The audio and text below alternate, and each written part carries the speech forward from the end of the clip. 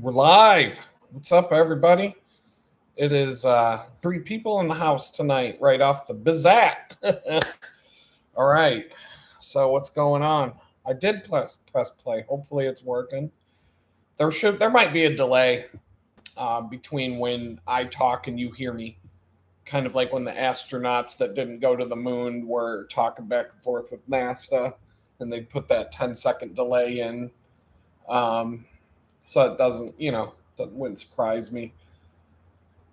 Oh, some stuff to talk about, a little bit of this and that, but I'm going to make some, I guess I could small talk until we get some people in here. Um, the link at the top pinned in the chat is since, Black Friday is upon us. Amazon's already got their Black Friday sale, so I figure I'll just pin the Amazon link that if you click on that before you go Amazon shopping, I should get pennies dropped in my Amazon bucket without any cost to you. So if you're going to go shop at Amazon, bookmark that, click it. Somebody said that they had already done that, but I didn't see a sale show up in my thing. So if you do it, let me know, because I'd just like to know if that link actually works, because that particular link should only take you to the Amazon homepage and not a specific product. And I'm hoping that that just works and tags the referral. But if I have to send people to a specific product, I should this should work. But if it doesn't, then I'll at least know it's not working. Um, I just need to get three in a span of like 3 months or something like that for them to not kick me off. And if I get kicked off, I'll just wait a while, start a new one. It's not a big deal. So we got 6 people in the house. I'll get the party started with the announcements. And let's see here. How do I want to do this? Put this here. Maybe like that. I gotta bear with me. Oops. Just trying some new things today, and I like to see. I wish I had 3 screens. That would make my life easier, but this will do the job. I want to be able to see the chats while I'm talking. So, hey, what's up from Athens, Georgia? Denru or Denro Zero, whatever it is. What's up? So this is why I have to have this all split up. So, because of the Thanksgiving holiday next week, and I got a Friendsgiving dinner to go to on Sunday this weekend. And I also have, we all got Thanksgiving. I don't know. The weather, the first cold day that we're supposed to have in this warm streak that we're in here in Houston is scheduled for Thanksgiving Day. So that'll be the day that my car flakes out. But hopefully I can go to Thanksgiving dinner. And if not, I'll be eating turkey loaf at home, I guess. I don't know. But home alone. But yeah, so that's what's going on. But I'm going to reschedule the streams, and I'll just let y'all know in advance. The live stream for the members, which would normally be this Sunday at 2, will be the 25th, which is Tuesday. And I'll do it at 6 p.m., just like we're doing right now, 6 p.m. Central Standard Time, not Eastern. So I'll just make that announcement. And then for Thursdays, the stream that would normally be on Thursday, the 27th, which is Thanksgiving, I'll just do it on Friday. I'll do it on Friday, the 28th at 6 p.m. And we already got 7 people in the room, 5. It's going to go back and forth. I don't think it's ever hit 20 as far as I'm aware, but it is what it is. YouTube, I got the shadow ban still. I don't know what to do about it. But I do have one more thing to announce. We are now up to 6 channel members, so you're all getting a shout out. until you fill the screen and you don't fit anymore. So I believe these are in the order of kind of in the order of who joined when, but these are the 6 channel members. We got Blue Sky, the OG, Jared Smith. That's kind of weird. Jared Smith and JS have the same initials. Alex and Analog, Angels in Our Midst, and Rick Rod, our newest channel member today. Awesome channel member. And so that kind of brings me up to the YouTube bonus that I'm getting. Still haven't got for turning on channel memberships. I remember a couple of months ago I told you that I turned it on just because Google decided to give me a bonus if I turn it on. They're like, we'll give you $600 plus $6 for everybody that signs up in the first month. So I should be getting paid for that tomorrow. It dropped into my AdSense account, and so that's scheduled. They usually drop that on the 21st, and if the 21st falls on the weekend, you'll get it on Monday. So the 21st being tomorrow, I should either wake up or sometime during the middle of the day, we'll see that drop show up in the bank from the Google channel member bonus. They really do. YouTube, Google, if they owe you money, they take forever to pay, man. If you owe Google money, they want that right now. They aren't going to wait. But if they owe you some money, forget it, man. You're going to wait 2 to 3 months to get paid. I still can't really figure out why they put me in this boot camp for creators. And I guess it's like I got an agent or somebody at YouTube who's like my point of contact, human being to talk to if I need to talk to somebody about something. This is what they do for like big time players on YouTube that have tons of followers. I don't know why I got invited to this thing, because I got 1,200 followers in 60 days, and then 16 months straight I haven't got one new subscriber in 16 months. So I'm shadow banned. I don't know why they did this. I don't know why they gave me the bonus. I don't know why they brought me into the boot camp. I'm just rolling with it. Whatever, I'll take the swag and the money and see what happens, I guess. But it's not, they're not like going to unlock the shadow ban. I've asked about it. They tell me I'm not shadow banned, but they really can't admit that they shadow ban people, because then there would be consequences. They don't outwardly and publicly say that they shadow ban people, even though they do. We know that they do this. So, but during this boot camp, especially the last few weeks, I'm in these Zoom meetings with Zoom. It's Google's own thing, but it's a Zoom meeting with with like up to 50 people at a time. And I'm just like, I just sit back and keep my mouth shut. Other than I did ask a couple of times publicly about being shadow banned and had to talk with somebody offline about it. But I got invited to a YouTube party at their headquarters in Atlanta and at their headquarters in Los Angeles, which I'm not going. I don't have the funds to do that, the permission from probation. I'm going to tell my probation officer, oh yeah, I got invited to a YouTube party in Los Angeles. Can I go? It's not really like I said, I still can't figure out why I was invited to any of this. 1,200 followers in 60 days and then 0 new subscribers for 16 straight months. And so I'm in these Zoom meetings, right? And this isn't a rip on anybody here or anybody who watches this channel. This is a rip on YouTube. But I'm in this boot camp thing with all these people around me, and they're chiming in. They're like, I just got 400 new memberships in the last week on my channel.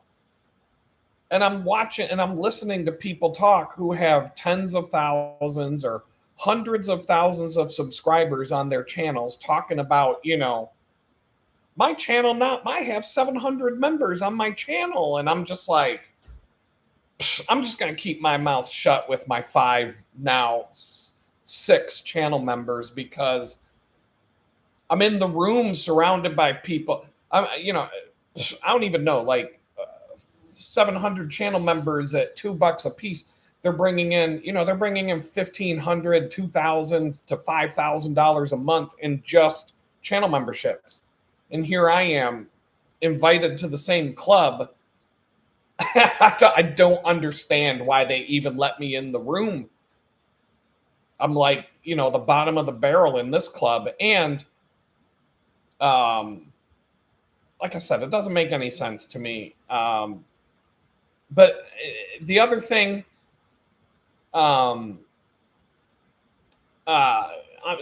it's not my crowd, right? When I joined the meeting on Tuesday afternoon, they were playing some music in the background while they were waiting for everybody to join the meeting, giving it like 5 minutes for everybody to show up, kind of like I do here.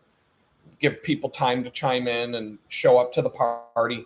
And they were playing Sabrina Carpenter, her Espresso song in the background. And, basically all the same privileged white girl from the suburbs, teen bopper bullshit that I have to listen to at the bakery all day.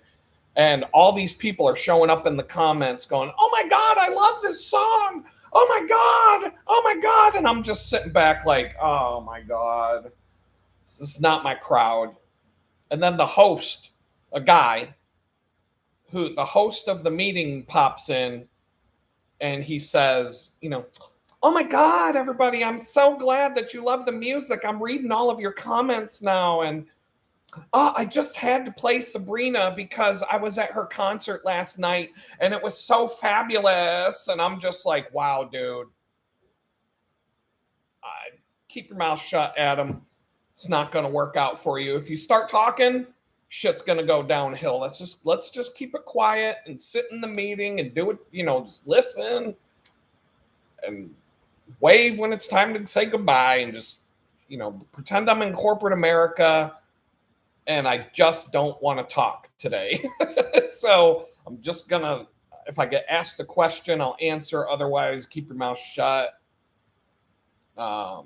This guy is all excited about seeing some wannabe Britney Spears teeny bopper slut lip syncing a bunch of songs on the stage. And I'm like, all right, man, you be you. As far, if you're gay, I got no problem with gay people. I don't give a shit about that. I went to art school in the mid 90s. So you aren't going to phase me with any of your weird stuff or any of that, these modern LGBTQ, TGIF, TCBY, BCBG, CBGB plus to the third power, whatever it is that they do now. You're not going to phase me, man. Back when I was in art school in the mid 90s, it actually took some balls to be gay. You might actually be risking your life in certain areas of town by coming out of the closet. Not like today where you get a trophy and a badge to wear around your neck that you're brave. You actually were brave back then. So, as far as I care, you be you. All I'm trying to say is that the boot camp crowd and my crowd aren't the same crowd. And so if I start talking about how I'm shadow banned, to be honest, I think the only thing I'd end up with at the end of the day is being more shadow banned. So I'll just keep my mouth shut for that one. Peace out, take the money and run. And that's the decision I made. So let's see what else. So done with Amazon Vine. Amazon Vine put a hold on my account because I fell behind on my reviews. I didn't know that I had to have a certain amount of them done in a certain amount of time. And so I was already behind. And then I kind of gave up on it because over the last month, I've been busy with so many other things. I just let it slide. And then I got closer. I didn't know that they didn't give me a deadline to get things caught up. And after a couple of weeks, I'm like, well, I don't even know when the deadline is for me to get this caught up. And I don't want to waste time getting caught up just to have them say you didn't get caught up on time. So I was just like, you know what? I'm just going to let it go.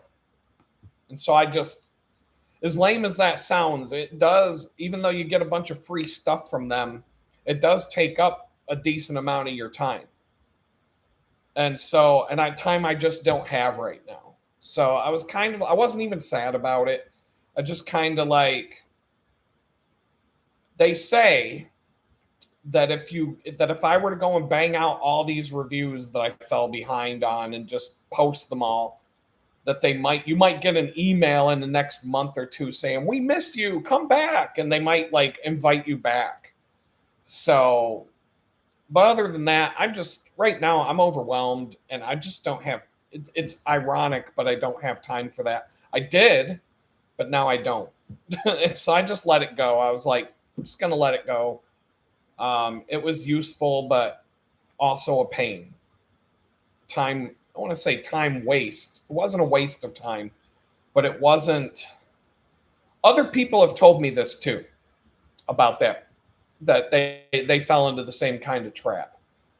If I do get invited to do it again, I'll do it a lot different. And I'll make sure that basically anytime something comes to me, I'll do a review right off the spot. My thing was I want to actually use the stuff and then do a review. They're like, no, you need to do these reviews. Like, so I'm like, well, open the box, be like, looks good to me. Sure. Leave a review. And then you've done what you're supposed to do at least. So I don't know. It's a game and you just got to play the game according to the way they want you to play and go from there. So no big deal. Just like I said, I got so many things going on right now. I am not burned out, but I'm busy. Busy. And so I'm going to talk about, it kind of leads right into my book. The book this is my favorite book right now, probably because I don't have time to read, and you only got to read one page a day if you're going to read it. So this works out for me. I don't read it every single day, but it's the daily devotional book called Jesus Calling by Sarah Young. And even if I skip a day and I don't read it, I don't go and catch up on what I missed. I just read whatever day it is. And if it happens to be something worth talking about with you guys, I'll talk about it. This week's entries are kind of like the last time I talked about it. They line right up with what I'm doing. And so I'm going to share it because give me something to talk about. So on November 18th, which was Tuesday, the entry says, "Come to me and rest in my peace. My face is shining upon you in rays of peace transcending understanding. Instead of trying to figure things out for yourself, you can relax in the presence of the one who knows everything. As you lean on me in trusting dependence, you feel peaceful and complete. This is how I designed you to live, in close communion with me. When you are around other people, you tend to cater to their expectations, real or imagined. You feel enslaved to pleasing them, and your awareness of my presence grows dim. Your efforts to win their approval eventually exhaust you." A little bit of a typo there. "You offer these people dry crumbs rather than the living water of my spirit flowing through you. This is not my way for you. Stay in touch with me even during your busiest moments. Let my spirit give you words of grace as you live in the light of my peace." And so the one thing that stood out to me here was this, where it says, instead of trying to figure things out yourself, you can relax in the presence of the one who knows everything. So I was just talking about that. I'm definitely guilty of trying to figure everything out on my own. And I don't think that we should be sitting around waiting for Jesus while I sit on the couch and won't get up off my ass and do anything on my own, waiting for him to show up and do it all for me. The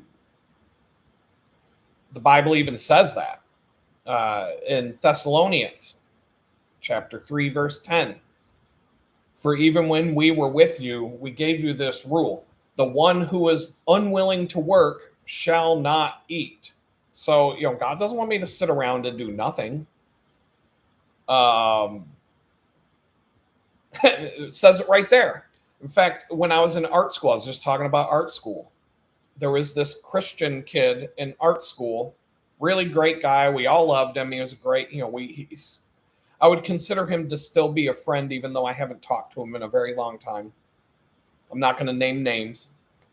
Anybody who went to art school with me will know who I'm talking about as soon as this comes out. But he never did his homework. He never did his assignments until the last minute.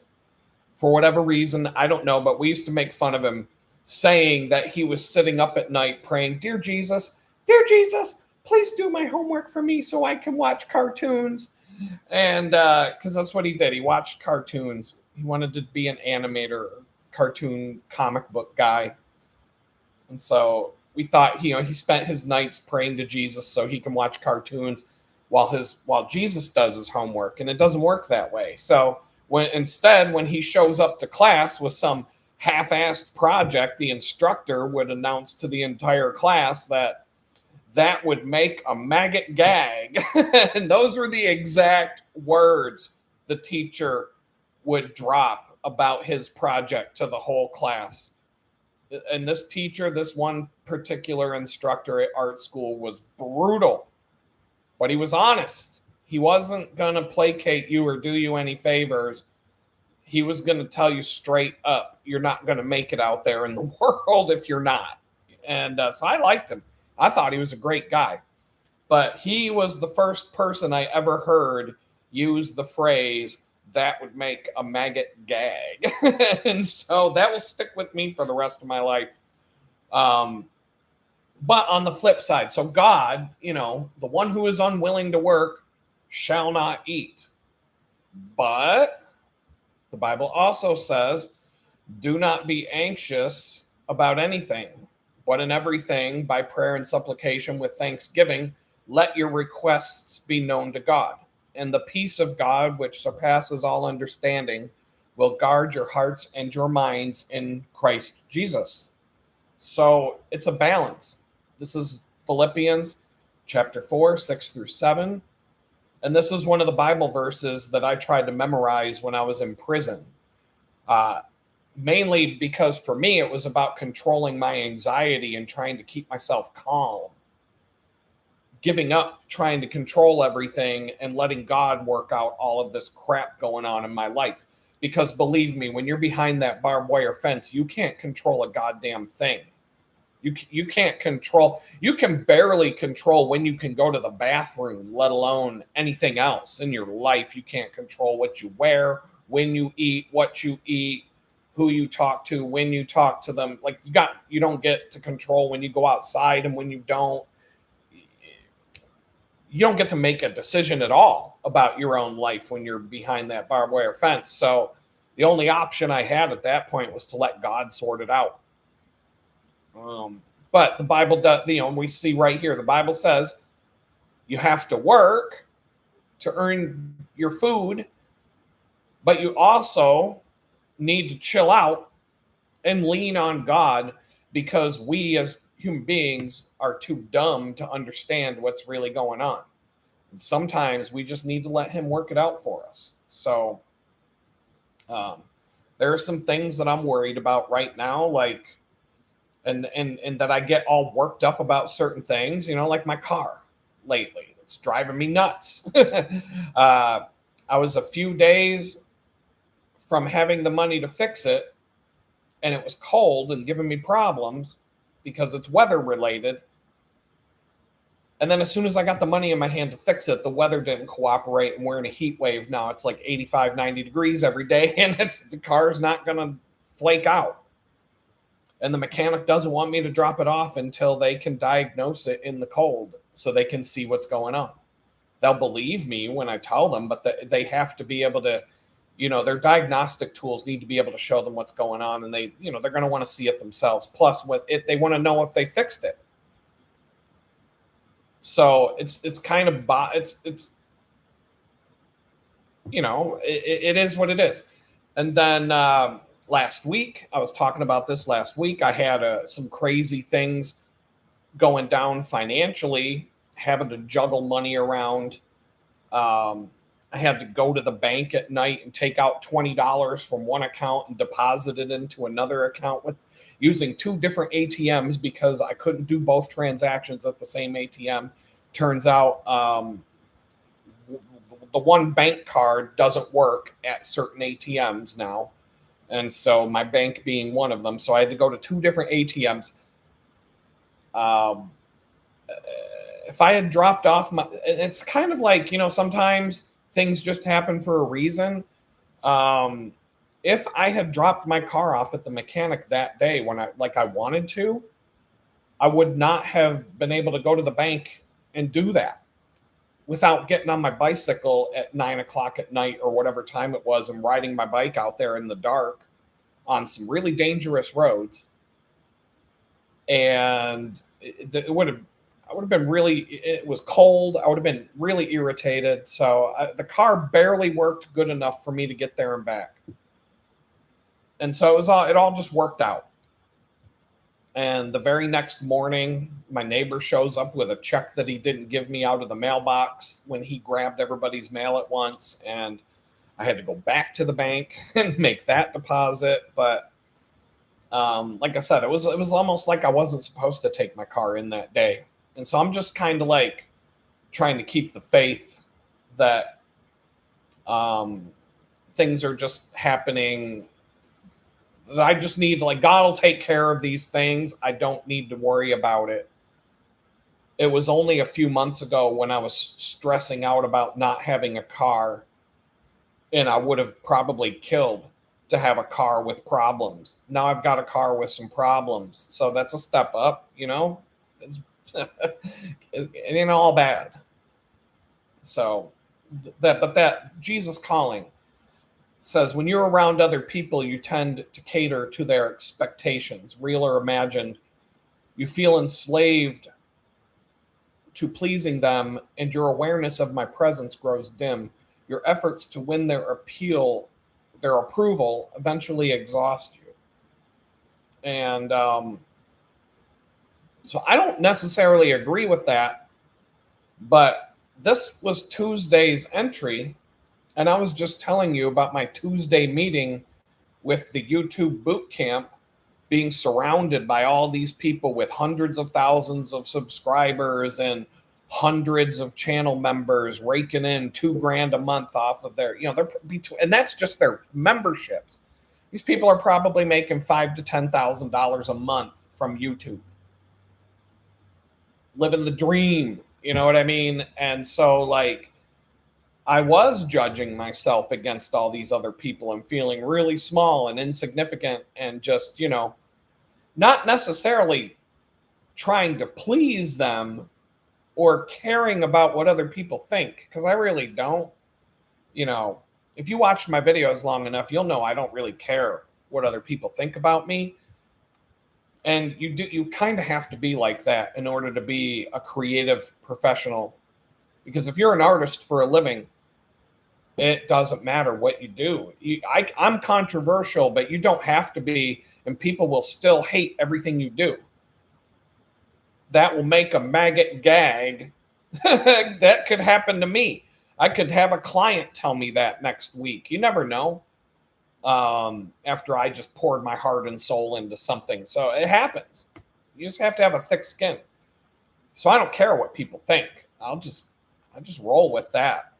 Trolls, if they get on my nerves, I'll kick them off the channel, make their life difficult, make them have to come back with 20 different YouTube accounts just to leave one comment with each account. I've done that. That troll seems to have disappeared because either it's not worth it anymore or YouTube won't let them make more accounts. They do tie it to your phone number, and after a while, they're going to be like, yo, how many accounts do you need? You're going to need a new phone number to do it eventually. You can have a lot of YouTube account, or you can have a lot of Google accounts, but at some point they're going to say no more. So unless you got lots of phone numbers in your pocket. But as a creative designer, professional, presentation is everything. And so, one of the reasons I didn't want to do YouTube in the first place, and I kept pushing it off my plate, was because I didn't feel like I was being professional enough back in the day. This was before I got arrested.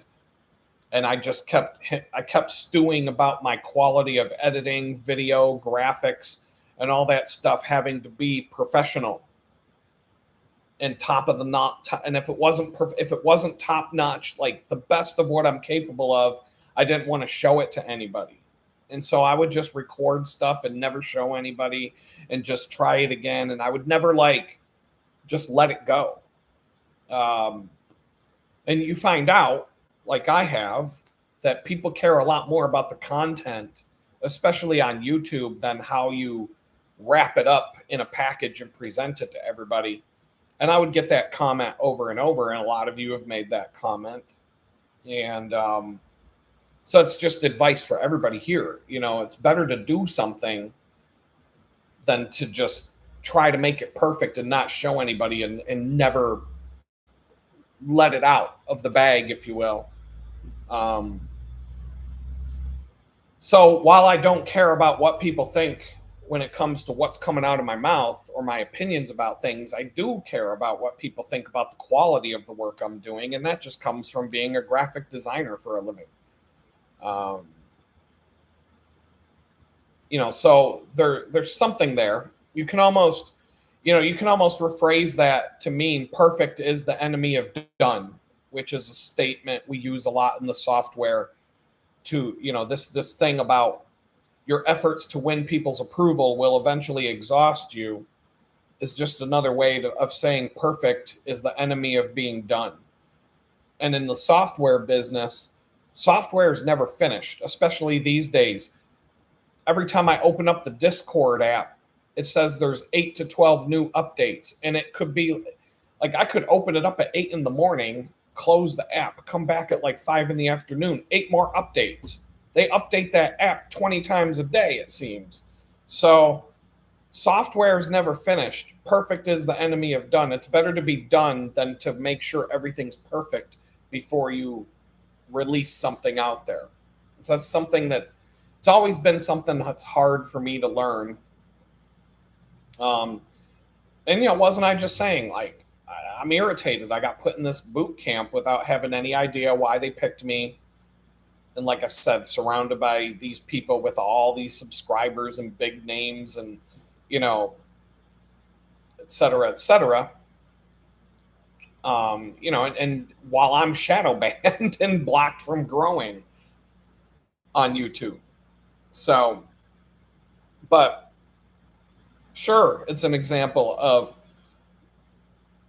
maybe not trying to please other people, but competing against other people instead of competing against myself, and just focusing on me and improving my own thing and not worrying about what everybody else is doing. Because that's, all these people that grew that big, they had to go through that phase too. And I don't know anybody's story that's in this thing. This one guy has hundreds of thousands of subscribers, but I know he's been doing YouTube for over 10 years. So how many years did it take before he started gaining traction? I don't know. And he's a safe space, he's not saying anything controversial or offensive, or, he's taken the easy road of, doing what you're told and staying in the boundaries, not coloring outside of the lines, So,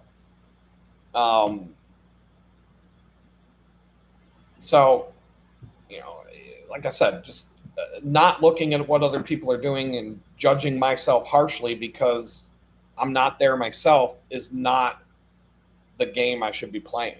So, I blame myself just as much as YouTube. There are things I can do, and I don't mean cover my mouth and don't say this or that or the other thing, but there are things I can do with graphic design, quality of work, video editing, and all that kind of stuff that would get the short attention span people to come to the channel more and engage more, and maybe trick the algorithm into letting me out of the shadow ban without having to change who I am as a person. But we all know that Google, Facebook, Hipstergram, and all these other companies censor the crap out of people that they don't like. And, they've been doing it since well before 2016. It really started when I remember the censorship started by the Republicans, not the Democrats, back when people started saying 9/11 was an inside job. That was the COVID as a scam talk of the mid 2000s. You start talking about 9/11 being an inside job, and the Republicans will shut you up. And you were getting kicked off Facebook, YouTube, all the MySpace, and all the social media platforms back then were kicking people off for that kind of speech, speaking out against George Bush and the Republican gang. I remember Bill O'Reilly would scream and yell at people who disagreed with him, cut the mic, and turn the camera off and go to a commercial. Don't let this person have a voice. Happened all the time. Yeah. But now these same idiot Republicans are screaming and crying when the Democrats do the same exact shit to you because, after Trump became president. And I know it's a bitter pill to swallow, but Republicans started the censorship long before the Democrats latched on to doing it. Problem is the Democrats own and control all of the major tech companies and the social media companies. You can't even get a job at Facebook or maybe X, but can't get a job at Facebook or Google if they know you voted for Donald Trump. You'll get fired for that shit. If you voted for Trump, you can't say it. But if you voted for Kamala Harris, you can walk around with her t-shirt on all day. And they ain't going to fire you for that. But you can't walk into work with a MAGA hat. That's for sure. That's an instant termination there. So, but when it comes to perfection, you can sit there and kill yourself editing and putting tons of work into a video that maybe 100 people watch and then it dies and that's it. It's gone. Nobody gives a shit about it. I've done it. I've poured time into editing some videos and posted them. Didn't even get 100 views.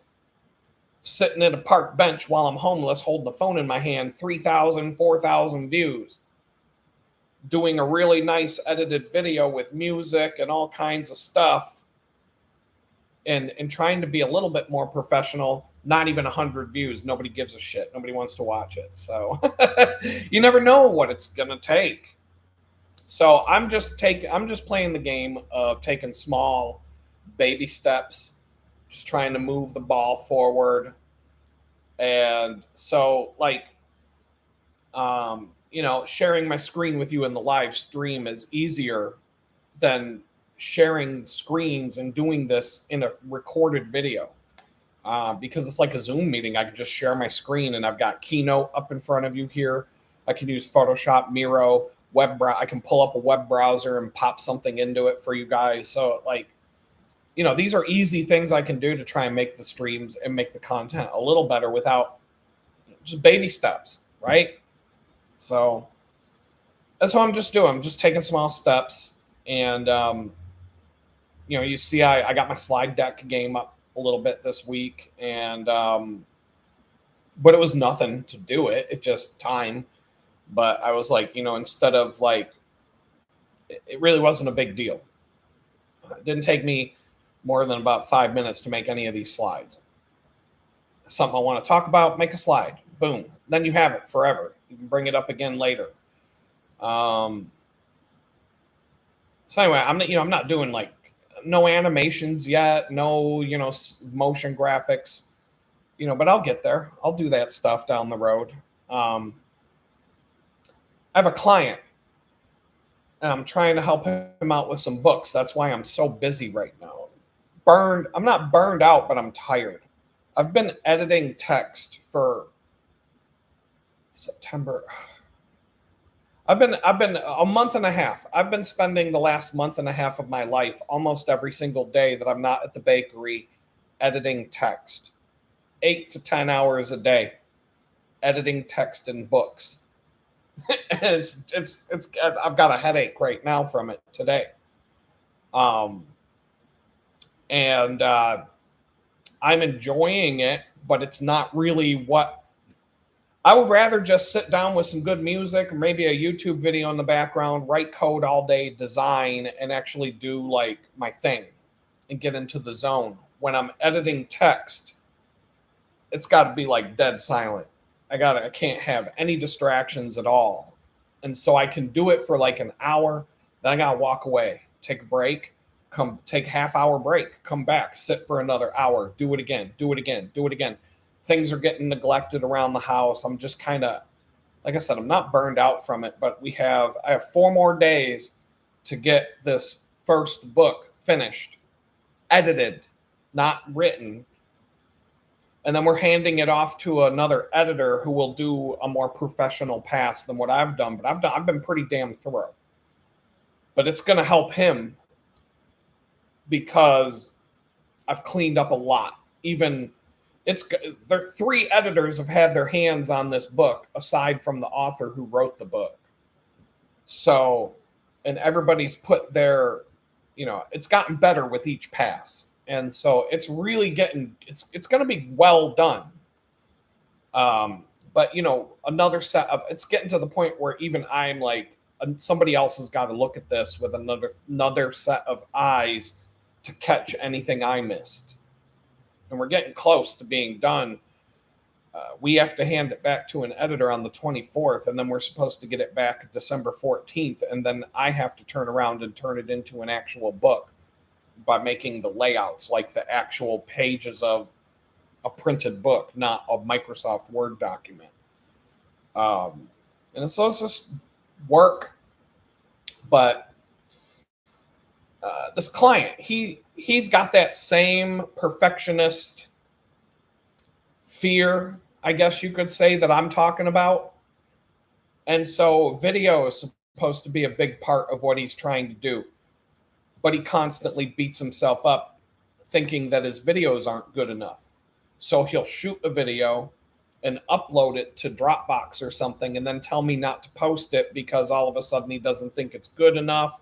He'll start back in the day, he would start posting regularly on Facebook and YouTube, but then he'd get a complex about it and disappear for months at a time. So he's never had that consistency that you need in order to gain traction and followers. And so I like to use this analogy because I'm sitting here, I'm preaching the same thing that I'm having a hard time with myself. Perfect is the enemy of done.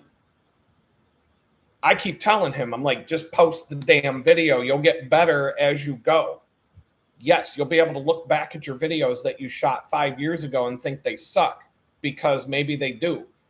Because what you're doing now is so much better than what you were doing back then. I'm going to do that. I'm going to look back at, 5 years from now, I'll look back and be like, oh my God, what were you thinking, Adam? So it's just the way it is in this kind of work. It evolves. So I like to use The Simpsons because The Simpsons have been around for a long time, 30-something years. And so I sent him a video showing the evolution of the show, The Simpsons, from where they started back in the mid-1990s, their very first episode, and how bad it was. Complete crap compared to what they do now. And like, look at the characters. This is what they looked like back in the 90s, Lisa and Bart, and how horribly drawn they are. And the voices weren't as good, and the animation wasn't as good, and the backgrounds were terrible. And I mean, the quality of the show is terrible. Go and look for yourself. Go to YouTube, type in the first episode of The Simpsons. It's horrid. It'll make it, but it's 30-something years of evolution to get from where they were to where they are now. They didn't start out looking like this. It took a long time. And it was a slow evolution over the years. And I do have a video. You can reach out to me one-on-one if you want the link. I just don't have time to dig it up right now. I got too many things on my screen that I can't move around right now. But there's an evolution of this over 30 years to get from where they were to where they are. And so the point being, if the producers had just thrown in the towel because they didn't think it was good enough back then, they would have never aired an episode of The Simpsons. They put together the best crap that they could do by the deadline, and it was crap. It was really bad. And they just got better and better and better over the years. And then they switched to rectangle TVs, HD. They had to completely redraw everything from scratch. And now they use computers to do it. They don't even do, but they originally did it with hand painted cells, the traditional animation style. When you watch South Park, the original first seasons of South Park were all cut out pieces of paper by hand and shot with still frame cameras. Now they just have all these now they have it all in a computer system, and I think they use Silicon Graphics or they use Maya or something like that. They use 3D software to do the 2D animation, but it's because of they just have all the characters stored, all the background stored. They can whip together an episode in a day. They record the audio and then they can just bang out a show. Sometimes they have to create new art, but they have a massive library to pick from. But all these shows had to create new libraries when they went from standard def to full HD. And so that wasn't even a smooth transition. And so there's going to be some new TV format. We go to 4K. So they all these shows have to re-engineer everything into 4K. But with cartoons, at least, that's vector graphics. They scale. So you're not going to, there's but we're up to 8K now, and there's going to be like, who knows, there's going to be like hologram TVs where it's all 3D and floating in the middle of your living room like a Star Wars thing. Every time something comes out, they're going to have to redo it. So you just kind of have to let go and do something without being all worried about how good it is, even if it's not as good as what you're capable of, which is my thing. I had to get over that. Like, I'm capable of a lot better than I'm doing. But time is a factor here. And, if I'm going to make like $100 every 3 months on YouTube earnings, but I'm putting 80 hours a week into it, that's not a good exchange. The bakery is a better deal in terms of hours per dollars. So, you got to do what you can do and hope that maybe I can free up time over the future to do the things that are in my mind that I want to put out there. But right now, it's like George Lucas couldn't make the prequels for the Star Wars movies because the technology didn't even exist yet to put what was in his head on a movie screen. It wouldn't even been possible. And he had to invent the technology to do it. Him and, whoever he paid. But Industrial Light and Magic invented all the technology so that they could do that. And they became the go-to special effects studio for Hollywood. One of the biggest one.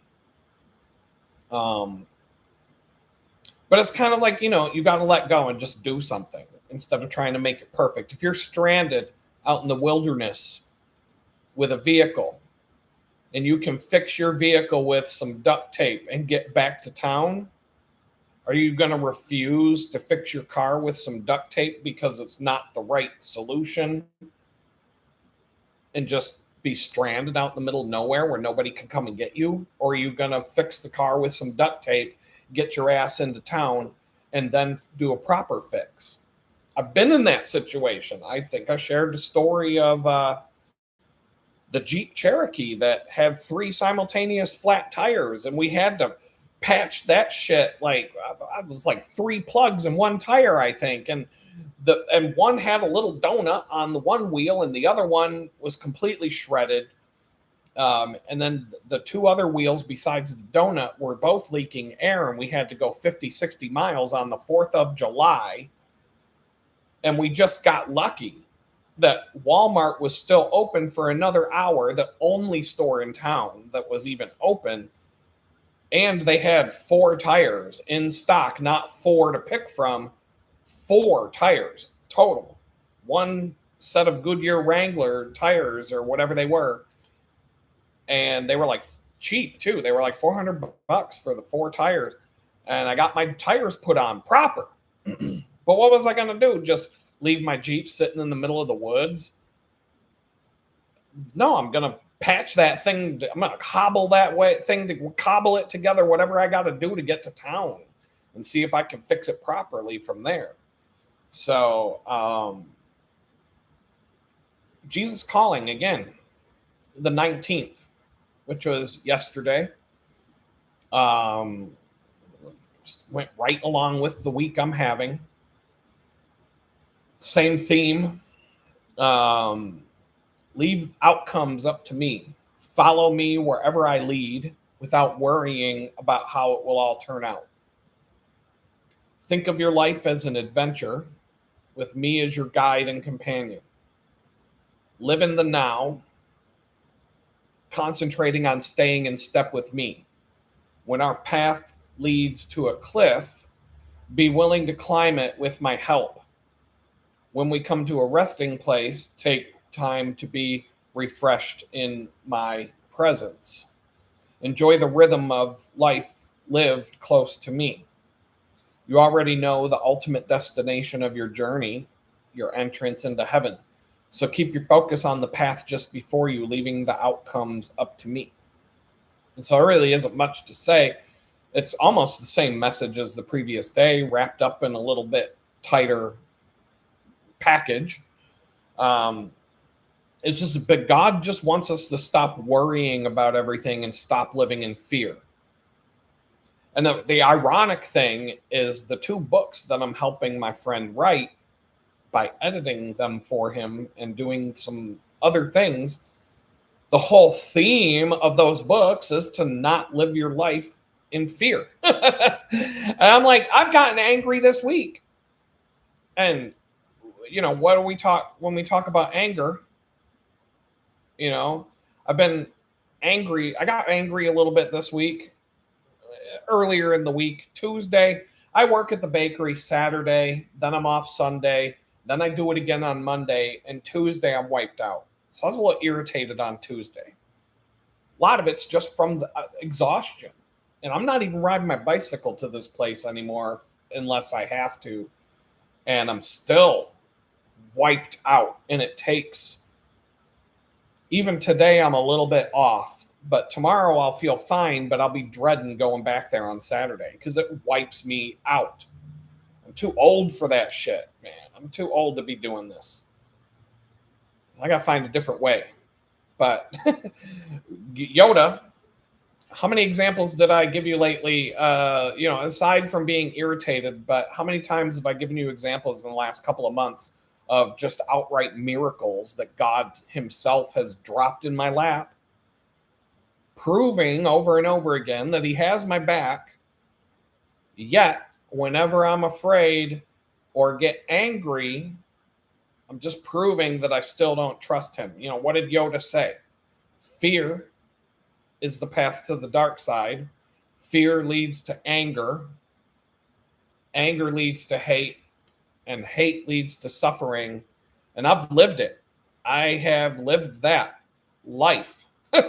Straight up. I could walk you through all the clips of what happened to Anakin Skywalker, but I don't think, Anakin Skywalker started having visions that he was going to lose his girl. And that boiled over into anger and jealousy to the point where he turned on everybody, to the point where he got into a fight with his best friend, got his legs and his other arm cut off and burned to a crisp and became Darth Vader. Becomes even more full of anger because his girl died and everything. I mean, he just went completely off the rails and, only redeemed himself in the last 5 minutes of his life. And, I went through the same thing. I let my anger from 2020, 2021, I was even more pissed. 2022, I was done. I was over it.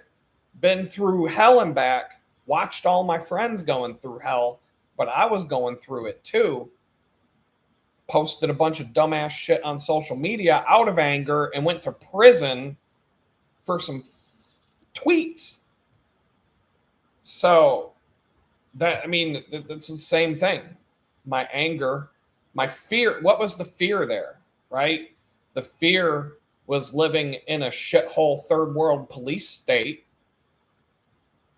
You know, whenever I get angry, I need to, like now, especially now, I need to kind of contemplate and think about, you know, what is the fear underneath the anger I'm feeling? So, what was the fear of those angry social media posts? Like I said, we've been watching America degenerate into a third world police state shithole, and I'm watching the complete Star Wars library, if you will, and I'm watching the Republic descend into the first galactic empire. And that's pretty much the same thing we're watching in America right now. It hasn't slowed down since 2020. We're still heading straight for that cliff. In the Star Wars world, I'm in the 19 to 18. Well, actually, now I'm in like 18 BBY, which is 18 years before Luke Skywalker blew up the Death Star. 19 BBY was when the Emperor took over, when Anakin became Darth Vader. And you're just watching how fast, when the Emperor took control of the Republic and declared that it was an empire now, boom, boom, boom, boom, boom, boom, boom, they had everything in place to just lock the whole galaxy down. Boom. You didn't have time. You didn't have time to grab your shit, get out of your house, and go to the woods. It was already, it would be like America was almost instantaneously locked down like 2020. But this time, when you go to leave your house, because, you know, Joe Biden told us to stay home, I was like, eat a dick, motherfucker. I got in the car and I took my son on a road trip. We went to like 20 different states. I went all over the United States when they told me to stay home. But imagine this happens again and they tell everybody to stay home. 15 minutes later, every single major intersection is blocked to where you can't get from where you live to where you want to go without having to go through some sort of checkpoint. And there are places here in Texas where they could put a tank or block off one road and keep 300,000 people from getting from out of their neighborhood. Like there are places here that are like that. It's not so much of a grid in some of these areas. And so, like, imagine that happening in the country. They make an announcement, time to stay home. There's a curfew. You can't go anywhere without your mark of the beast and all that shit. And boom, it's locked down before you even have a chance to pack your bags, hit the road, and get off to the woods. You're not getting to the woods now, unless you're walking. And even then, you got to be careful. Like, that's how fast the Emperor locked down an entire galaxy. Like in a day. In a day, it was over. You were done. And now that it's like a year later, it's crazy how much they locked everything down. And it's just, when you watch Star Wars, you're watching history unfold. It's just a show about our future, about what they're going to do to us. And you know, you've got the same concept of two rival factions that are controlled by the same person at the top, but instead of the clones versus the droids, you got these mask wearing retards, the COVID crowd, and you got these red hat idiots, the MAGA crowd, and they're all fighting each other. You know, we wear red hats, we wear a mask on our face, but the people steering the fucking ship are above all that, and they're running both sides. So when the Civil War breaks out, you can be assured that both sides of it are funded by the same guy or the same group of people. And that's where we're going. I don't see that. Oh, they're going to release the Epstein files. Yeah, sure they are. Uh-huh. They just, how many times have they done that one? Remember the movie Idiocracy? How many times did the hooker tell the guy, oh yeah, you come back with some more money and I'll suck your dick? And he's like, all right, baby, all right. How many times you going to get away with that before people call your bluff? So yeah, 30 days, 30 days, they're going to release those Epstein files. Yep. Come back in 30 days and tell me what happened. I already know, but some of you don't believe it. Come back in 31 days, tell me what happened. Well, I'll be here. So, but in my own life, the things in my own life that I have to be afraid of or angry, because like I said, the anger is what I'm feeling, but the anger is just on top of something that I'm afraid of. So the car trouble is pissing me off. Not being able to figure out what's going on with the car, not being able to take it to the garage, get it fixed. It's been over a month and I still can't do it. But what's the fear? The fear of how much it might cost to fix, and will I have the money? Am I going to go broke? The fear of being stranded somewhere, the fear of having a lemon that can't be fixed and I have to go out and find another car and start all over again. The fear of being late to work, fear of having to go back to ride a bicycle everywhere now that winter's setting in. I can make a list that goes on and on and on. So I get irritated about it and mother F this and that, but it comes back to being afraid of something, And then God tells us, don't be afraid. Stop living in fear. Houston road rage. Phew, man, I grew up in New York State. And so I'm in one of the most road ragey parts of the country. And I grew up in New York on top of that. So I have a little attitude when I drive. And it came as soon as I started driving a car again, it came right back. And it don't matter. It doesn't even matter what somebody does. Like when I'm on a bicycle, I don't get mad unless somebody does something dangerous at me or starts screaming at me or honking their horn at me. But in the car, someone's going 5 under the limit. I'm like, you motherfucker, get out of my way, you son of a bitch, blah, blah, blah. We all do. So many of us. I don't know if we all do it, but most of us. I don't know anybody who doesn't have some road rage inside of them. I don't know what it is about being in our cars that does this. But Houston, whoo, fuck, man, Houston's horrible. So I catch myself all the time and I got to tell myself, hey, you ain't in no hurry. You ain't got to be anywhere. You're driving a car. You weren't doing that 2 months ago. Why don't you chill out, Adam? Okay, chill. I have to remind myself all the time not to be. And then someone cuts me off and I'm like, you motherfucker. And it's right back to where I was. So like it's a constant ebb and flow. But what's the fear there? Fear of being late, fear of being in an accident. Honestly, an accident could help my situation right now. Oh, get that insurance money, go out and get another jalopy and see if it works better. Fear of getting into an altercation that involves the police and having to deal with all that bullshit while being on probation. I don't even, and sometimes I don't even know what the fear is. It's like I said, I'll get road ragey if I don't have to be somewhere at a specific time. And even if there's little chance of an accident and no cops around, I'll find a reason. I don't get mad at the cyclists because they're my people. But jerks on the road are not hard to find in Houston at all. But, by questioning, what if you're angry and you sit down and you're like, if you're really angry about something and you sit down and you start questioning it, saying like, what am I afraid of that's causing me to be so angry about whatever it is? And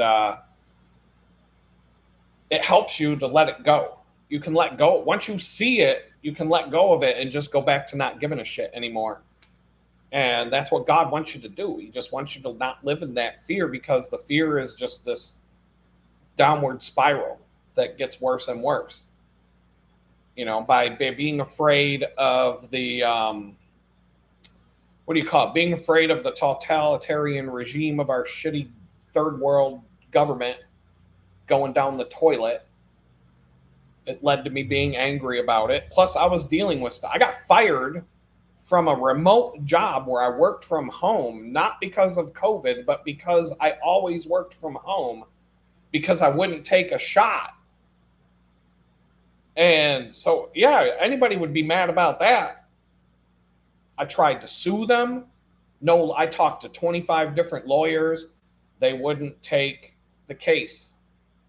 They still won't. I would sue them tomorrow if I could. I would go back. I would love to sue the living shit out of those people for what they did. Not just to me, they did it to a bunch of us. But anyway, anger. I was angry. Angry about the 2020 up to 2022, and it just kept getting worse and worse and worse. It was hate. It turned anger leads to hate. Hatred. I was full of hate. Full of hate. Hate. I still will never talk to the people. I lost probably more than half of my friendships before I was arrested. And I still hate those people. To this day, I don't want anything to do with any of those people that went along with that scam. And I will probably hate them for the rest of my days. People that I used to be friends with, I used to have a lot of friends. And then during 2020, 2021, lost a lot of friends. I kept the friends around that, we had two teams. I was on one team. If you weren't on that team, we were done. And it wasn't just me. The feeling was mutual. How many families disowned their relatives? You're no longer welcome at Thanksgiving because you didn't take a shot and all that kind of bullshit. Like, it's still going on.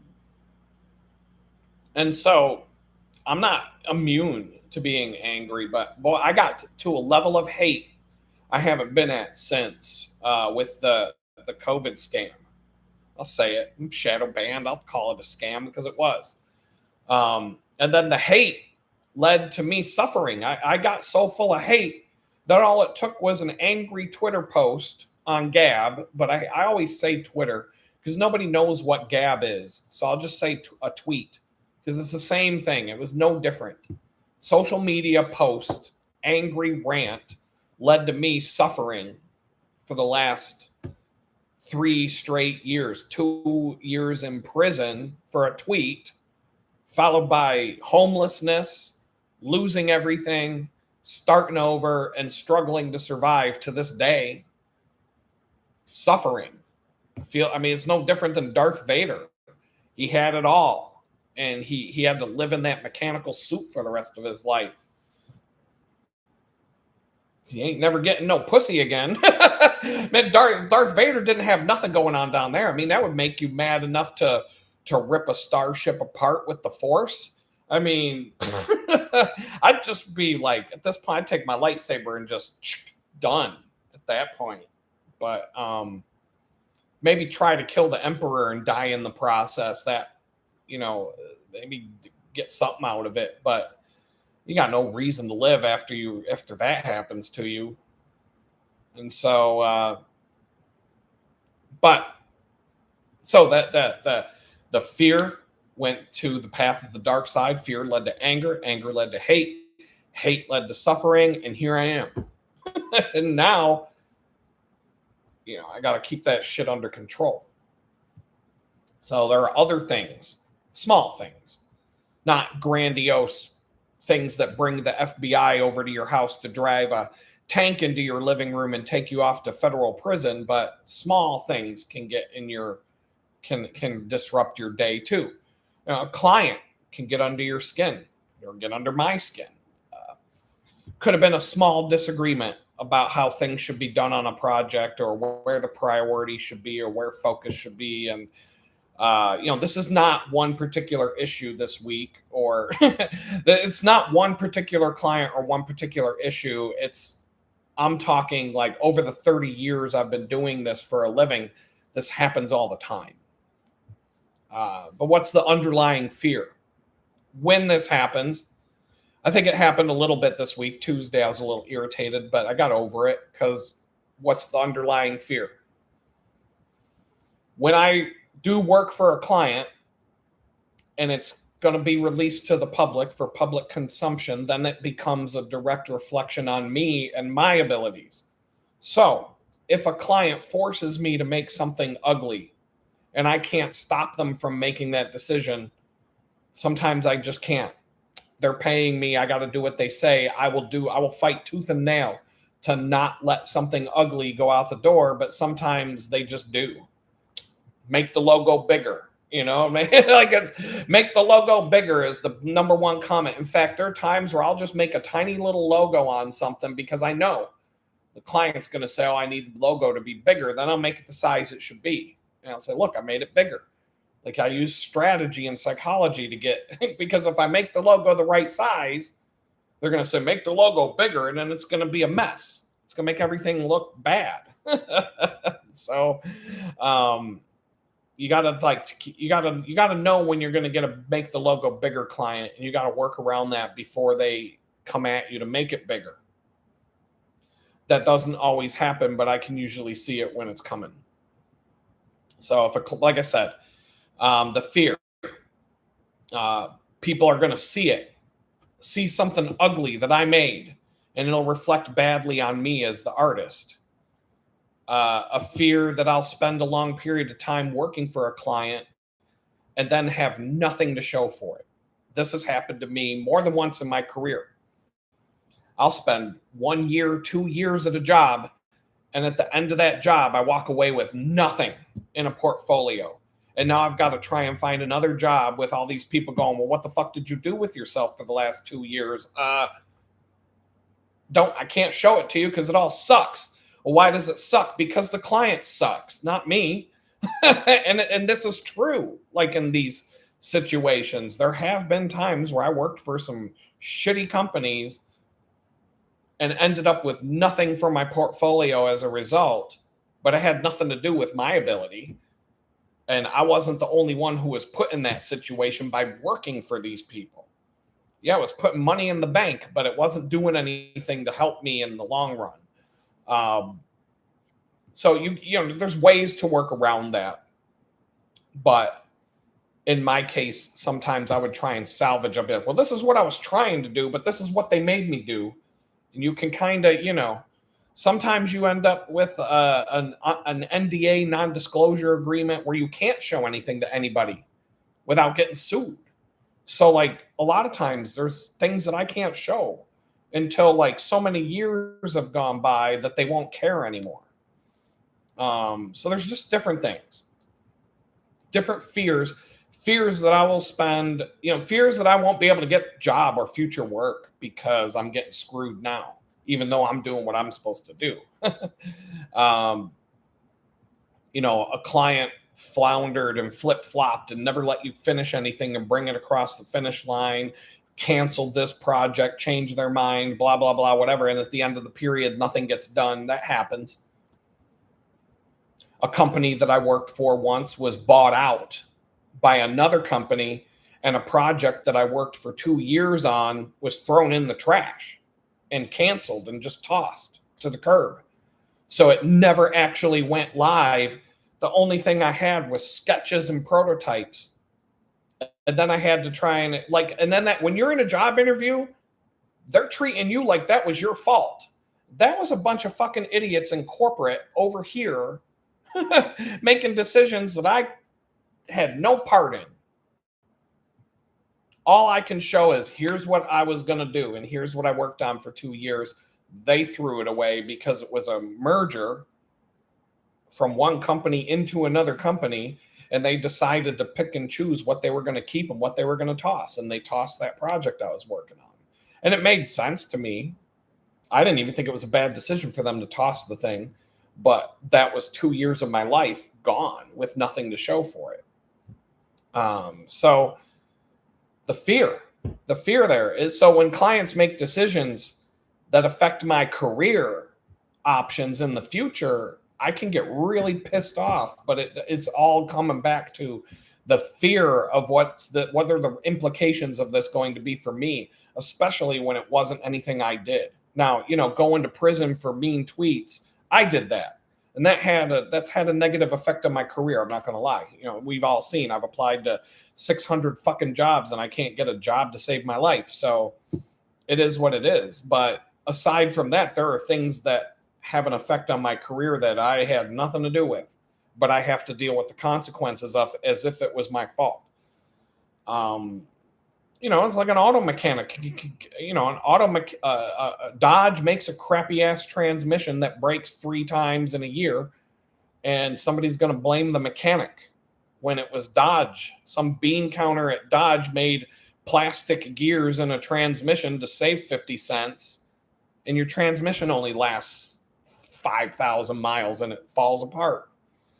But it's not, your mechanic is the one who's going to take the heat most of the time.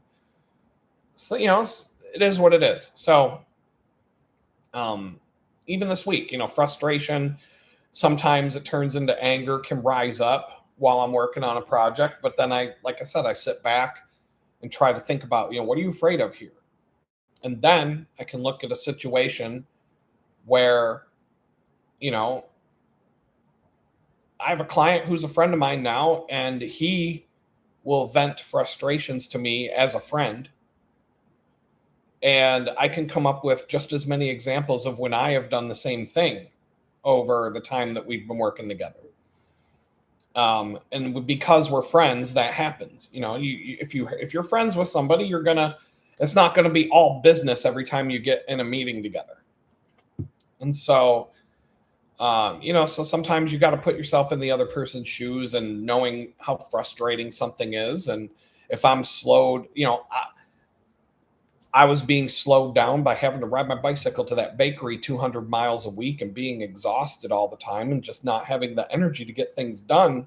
And that was probably frustrating to people I'm doing work for. And I'm having more energy and I'm getting more done now, but I'm still like digging out of a hole, and I'm still worn out. Like, I got to get rid of that manual labor stuff and just and figure it out. But when I can sit there and analyze the fear factor involved, I can just kind of put my head down and get things done, and I can get out of that anger state. John saying the angriest I saw you was with the slumlord situation. Yeah, I don't know. That's probably the angriest I've been on YouTube.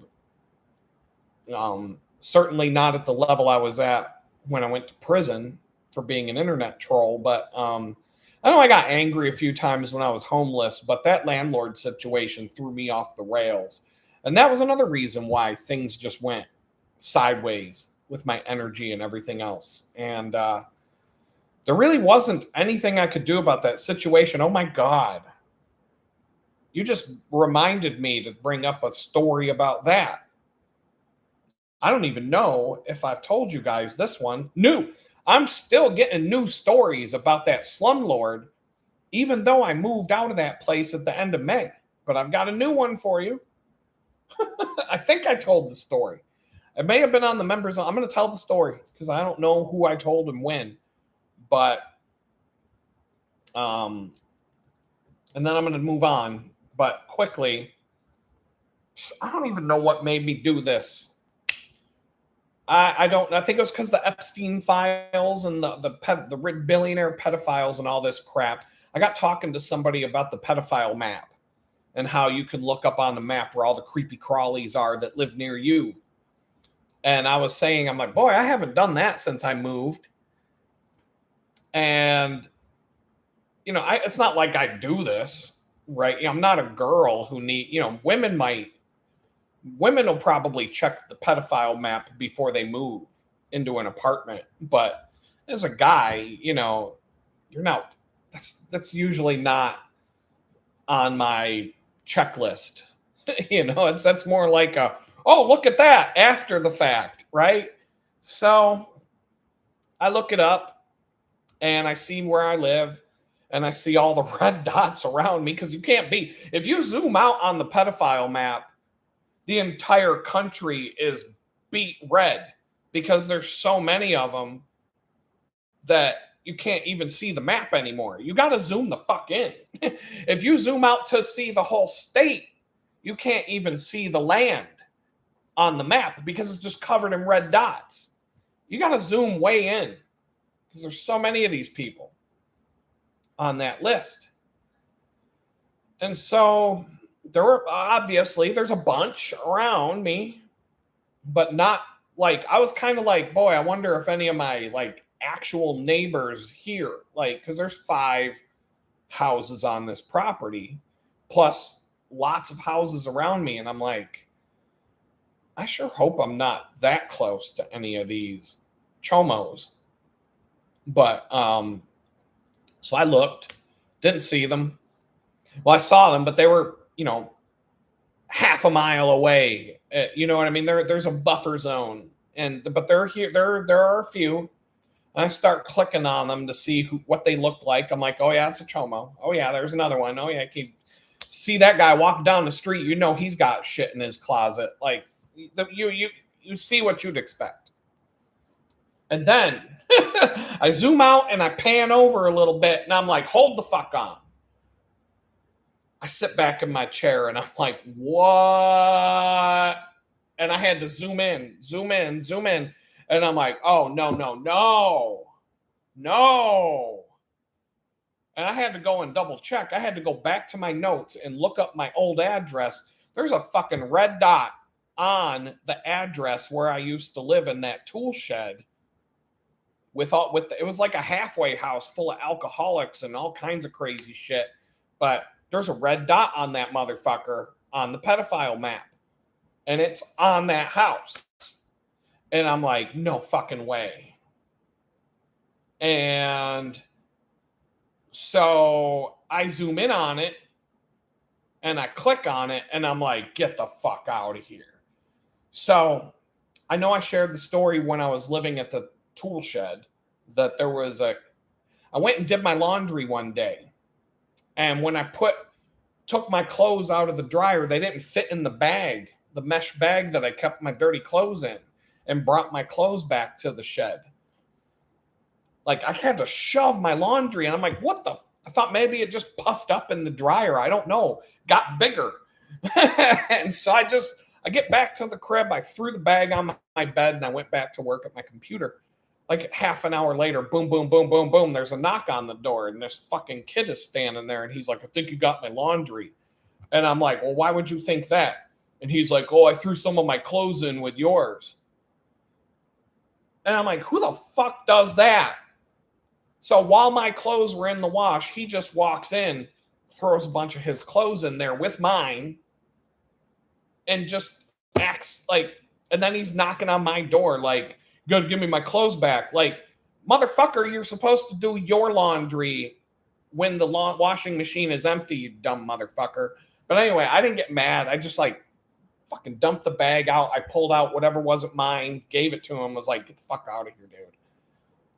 And that was only like a couple of weeks from moving out. I think I already had rent paid here to get out of there when this happened. So I was just like, get me out of here. Well, turns out the guy who threw the clothes in my laundry is a fucking chomo who raped a kid.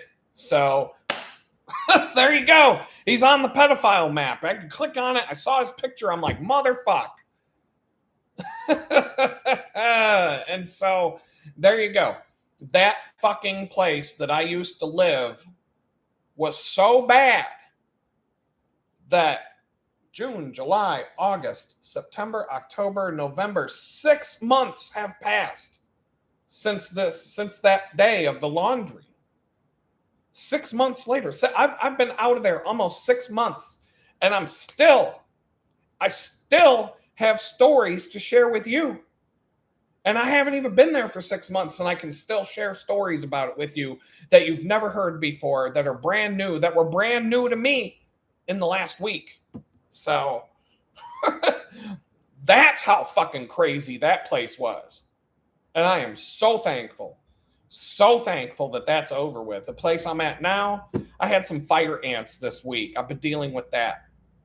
Diatomaceous earth, dumping that on their mounds, I tried out some fire ant poison. I even tried some taro traps. That didn't do nothing. Those are for house ants. But yeah, I got fire ants are no joke. You don't want and they got a little too close to the house here, and got to take care of that before that becomes a thing. And So I'm working on that. They should be gone. They should be gone. I mean, I'm hitting them with everything I got. So one mound I think is done. I can kick it and no ants come out. But the other one still got some ants. Still got, like, I kicked the mound today and a big cloud of them came out. And I'm like, that shouldn't be. So I dumped some more stuff on. But anyway, that's the worst thing I've had to deal with. I don't have to deal with getting rid of chomos. They don't even, I can't even get something at Home Depot to get rid of the chomo. But I can get some stuff to get rid of the fire ants. So I can handle that problem. They don't make chomo killer that you can just drop a little fucking kid on the, like a little baby, like one of those like rubber doll things that people use for, what, just like a maybe they make a poison one in the shape of a little kid and you could throw it in the backyard and the chomo will come and grab it and then the chomo will just be dead laying in their bed or whatever. It kills the queen. Right? But you can get that shit for fire ants. So I can handle that problem myself. I'm worried about some fire ants. Going from having a chomo as a neighbor who was putting his fucking clothes in with my laundry to fire ants, I'll take that trade anytime. Anytime. Had a dog get into my garbage and took a stray dog now. I've got 4 stray cats. I've told you about that a little bit. So yeah, I got these 4 stray cats, but I'm feeding them and they're cool. And they hang out now on the property. But a stray dog showed up, got into my garbage. And one morning, I saw one of my neighbors standing out in front of my house and he was just staring at the yard. And I'm looking at him. I'm like, what are you fucking staring at, dude? And he walked by and he just went on his merry way. And I thought that was weird until I went outside and I'm like, what the some dog, a stray dog, got into my garbage and strewn the garbage across the entire yard. Like, you couldn't even see grass. And I had to go clean that mess up. So I had to get a better garbage can with a lid that no dog is going to get off. And so, like, these are the problems I have now. I don't have to worry about a landlord coming into my house uninvited, taking the camera off the wall and snooping around while the chomo is putting his laundry in with my laundry and the alcoholics are out in the backyard getting fucked up. And here comes the probation officer to see how I'm doing. And, what there are 20 other fucking things going, trying to get scammed by the landlord and everything else in that crazy ass house. So yeah, the angriest you saw me was with that slumlord situation. And who wouldn't be? That was hard. That was a hard thing to deal with. And God has been great ever since he got me out of that mess. I feel like he's brought things into my life to kind of make up for the bad deal. I think he's kind of balanced the scales a little bit in my, I had some really bad luck there for a minute, but he tipped the scales back in my favor and I'm cool now. So, but when you're going through it, it's hard. That was hard. That was worse than being homeless in a lot of ways, to be honest. But now that Trump's president and they took away EBT and everything, I think being homeless now would be a lot worse. Here's $10. You can go get yourself some lettuce and an apple on your EBT. Can't get no pizza and candy bars and ice cream and Starbucks drinks at the 7-Eleven anymore. But so anyway, I'm working on these projects. I get a little frustrated sometimes, but it's not like anger. It's I want to get past where I'm at and work on something better, work on something else, something that I feel will move the ball forward for my client more and have more of an impact. But I'm actually not upset with the progress of this project. I'm doing pretty well. I'm going to show you what I'm going to talk, because I'm talking about it. I'll just pull it up on the screen. But I'm helping him write 2 books right now. The first one on the left is the first of 3 books. They're pretty small, 25 to 30,000 words each, which is a thin book. As a paperback 4x6 format, it's probably going to be like 60 between 60 and 100 pages. I don't know exactly. Depends on the font size, the line spacing, and a lot of other things, but that's about where it'll fall. Small paperback book that you can read in a day. And so these are the cover designs that I created for these books. The first one is the farthest along. It's the most refined. The second one is that's pretty much where it's going to be. And the third one needs some work, especially the typography of the title's a little bit too thick, but this is what I'm working on. And the first book is where I'm focused right now, and that's where I'm like 85% done with the editing, and it has to be done. I have to be done tomorrow. So I may even work on it for an hour, but I got to go to the grocery store. When I get off the phone with it, when I get off the thing with you guys, and I may even just push this to tomorrow, I have to go to the grocery store. Nope. Scratch that. I have to go to the grocery store tonight because I don't have any coffee tomorrow. And if I don't have any coffee tomorrow, I'm going to be angry. So why? Because of my fear of no coffee. So, but anyway, it gets frustrating when you're editing a book and you're basically a writer almost, when that's not what you signed up for. But I'm okay with it. I'm cool with it. It's that these projects are coming along good, but it can be frustrating. But I asked God, and I told you about this like maybe 2 weeks ago during the live stream. I asked God to give me a sign if I should or should not be working on some of these things that I'm questioning. And I feel like he gave me very clear signs when I asked for them, and continues to do so, that I'm doing exactly what he wants me to do right now. And I'm exactly where he wants me to be. And I just need to stick it out and do it and not worry about it and not try to like fight against the river current. If you ever floated down the river in a canoe, if you're going downstream, it's a easy ride. But if you try to go back, not so much.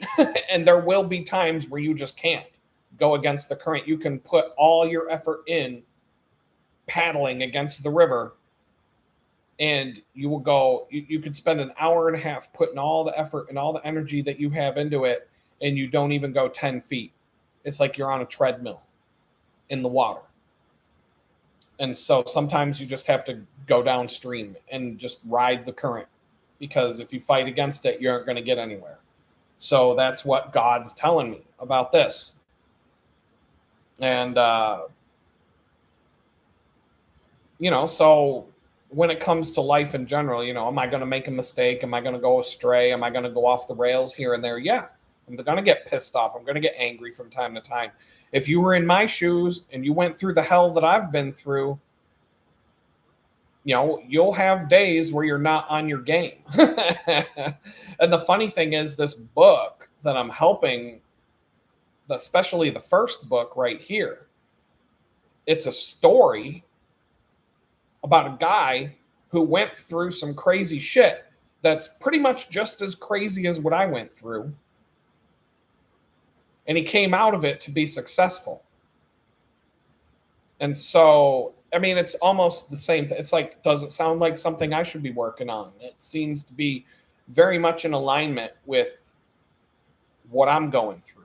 It's like a mirror of my own life in a lot of ways. Different, but it's like the same story. It's the same story I have to tell, just in a completely different set of circumstances, experiences, but definitely the arc.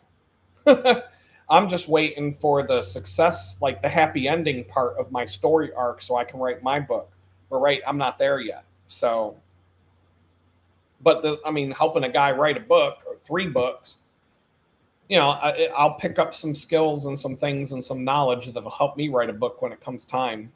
But, I'm more focused on video because I know people don't read. So like I can write a book. People buy these, these politicians, they get their book deals. They said Kamala Harris got a book deal. That bitch, she can't even write a children's book, but they gave her a book deal. So she didn't write the book. She isn't writing the book. and it's going to be out it's going to be out at Barnes and Noble or whatever. She'll show up to a few book signings. Like 2 weeks later, it'll be on sale for 50 cents at Goodwill, because it's just a money laundering scheme. Nobody, and the people that buy the book from her, they're buying it because they want her to sign it at the book signing thing. And then it's just going to be on their coffee table at their house. And they'll have that book for 10 years and never read it, because it's a decoration for their house. It's not an actual book it's not something somebody's going to read. And the people who voted for her, can they really even read to begin with? I mean, if they could, they probably wouldn't vote for her, especially if they're showing up to get a book signed by her. So it is what it is. But I had a plan. When I started working with this client, I wanted to build, and other clients, I wanted to build simple, elegant websites for small businesses and do monthly maintenance after that and have multiple clients. And I talked about this in videos, and that was my plan. But nothing has gone according to plan since I got out of prison. I'm not saying don't have a plan, but nothing goes according to plan. So you have to adapt and change your plan and adjust as you go. And a couple or more, if I could get past where I'm at with this project and get more into the web design side of things and get a couple more clients and get a couple other projects done that are sitting on my plate, I could just quit the bakery and just have all that energy and time completely back to me. And it would unlock more. It would unlock more energy and more time that I can put into better things. But there's also this fear, once again, of dealing with probation. And, so I'm basically trying to diversify myself. And so I was playing around the other day about, if I want to start doing regular videos on YouTube again. I talked about, I've got all these action cameras. I've got this camera here that I just got for free. I feel like God's put equipment into my lap to go do this and film better videos. But I'm not even riding my bike to work now. And to just to get ready to go do that is a lot hard. It's a lot harder when you're going to film it and set up cameras and all the other stuff that goes into that. And so I'm like, okay, well, what can I do? Because I'm doing these live streams twice a week. Is there something I can do that's like simple enough that I can do regular videos, but they don't take me as much time and energy that filming action stuff like cycling and all these other things I want to do would take? And so I've told you, from when I was homeless, I have a goal, and it's kind of it's a pie in the sky. I don't know if I could ever do it, to have 6 income streams at 6 figures each. And so I'm watching Star Wars from beginning to end, and I just went through Order 66, where the Empire takes over, they wipe out the Jedi, et cetera, et cetera. And I'm like, because at first I was thinking like the 666 strategy, just to be a smart ass. But I'm like, well, the goal that I stated over a year ago was to create 6 income streams that each make 6 figures. I don't know. I got 6 income streams now that I'm barely surviving on, but it's a start. And the mindset around this, if you have, let's just make the goal simpler, like it says in the title here, from cell block 6 to 6 figures, just to get there first. If I have 6 different sources of income and they all, let's just say, forget about the 6 figures.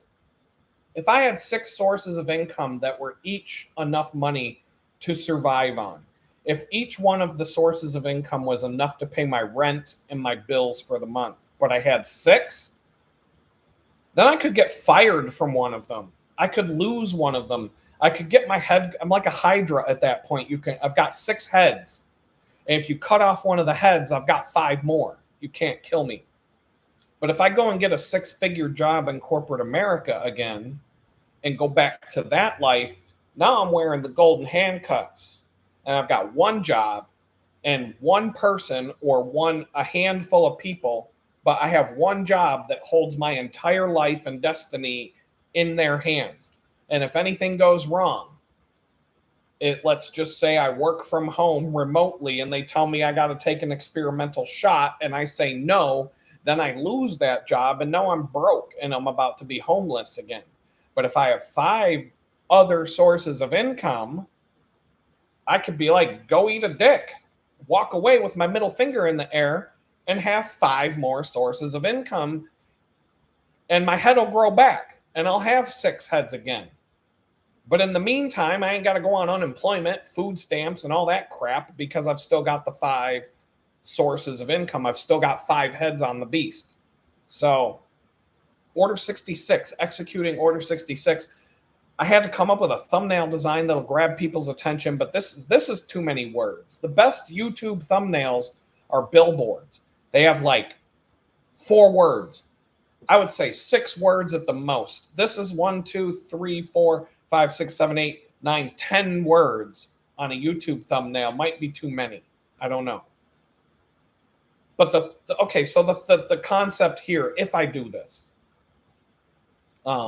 if I go back to making regular videos, this could be a starting point there that could get some traction. And what it would be is to just do something simple that I can do regularly. Document the struggle, if you will.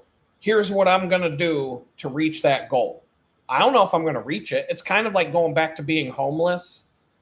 People were watching me be homeless because they wanted to see me fail. You know what I mean? I think there were a lot of people watching for that reason. They're like, this guy's going to be living under a bridge sucking dick for crack in a few weeks. Keep watching. Let's see what happens. And then I go and get a place to live and everybody's like, I'm done with that. I don't want to watch that anymore. And pay disappear.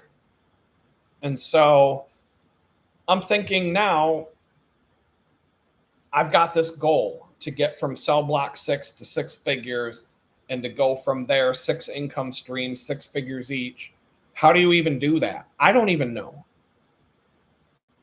I know I can do it. I'm going to talk about that in a minute, but there's no doubt in my mind that I can do it. It's how I'll get there. I don't know. But if I document the journey and then I get there, now you got this whole paper trail that shows here's how he did it. Now I can do it. Take what you want to take from it, and don't copy everything I do. But I'm getting ideas from other people. It's like not every idea I have is original. And like I said, I'm in a freaking YouTube boot camp surrounded by people with 600,000 followers on their YouTube channel making 10 large a month off of their YouTube channel. And I've got, my piddly ass channel and I'm like sitting in the room going, why am I even here? But I'm surrounded by people who've done it. So why can't I do it? So basically the format would be this, a thumbnail from prison to,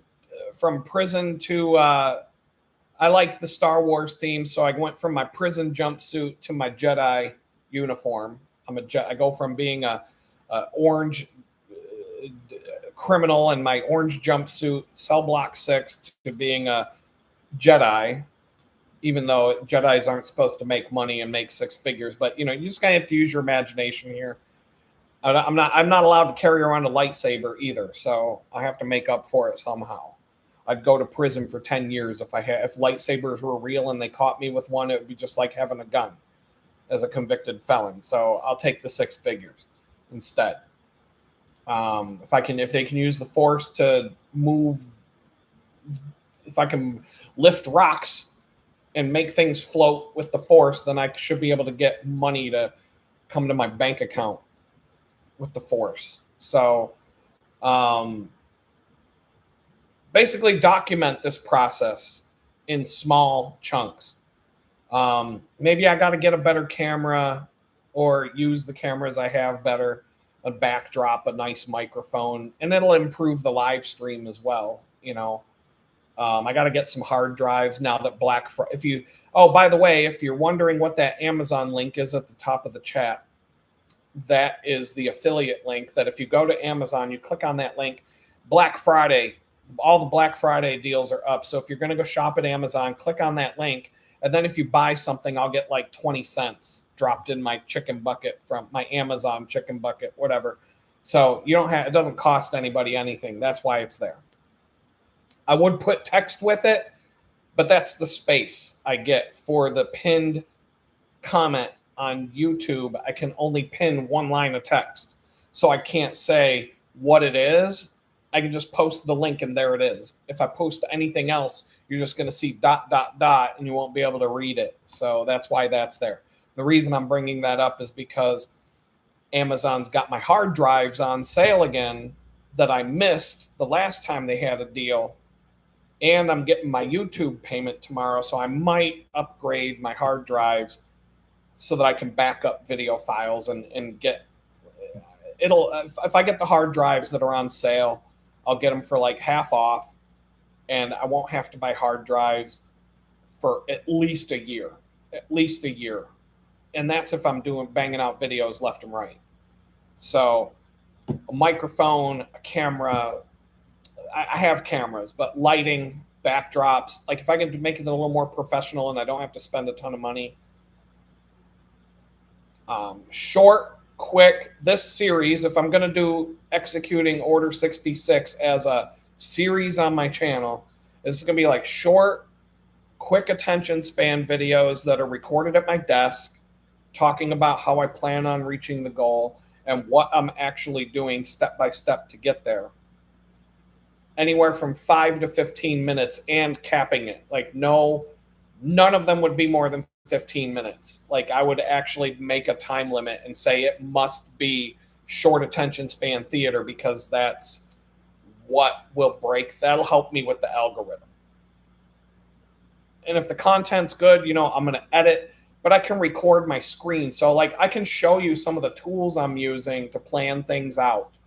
And I already have a couple of videos in mind that I've already kind of done because I've done the thing, but it's kind of like a Bob Ross painting or some of these cooking shows.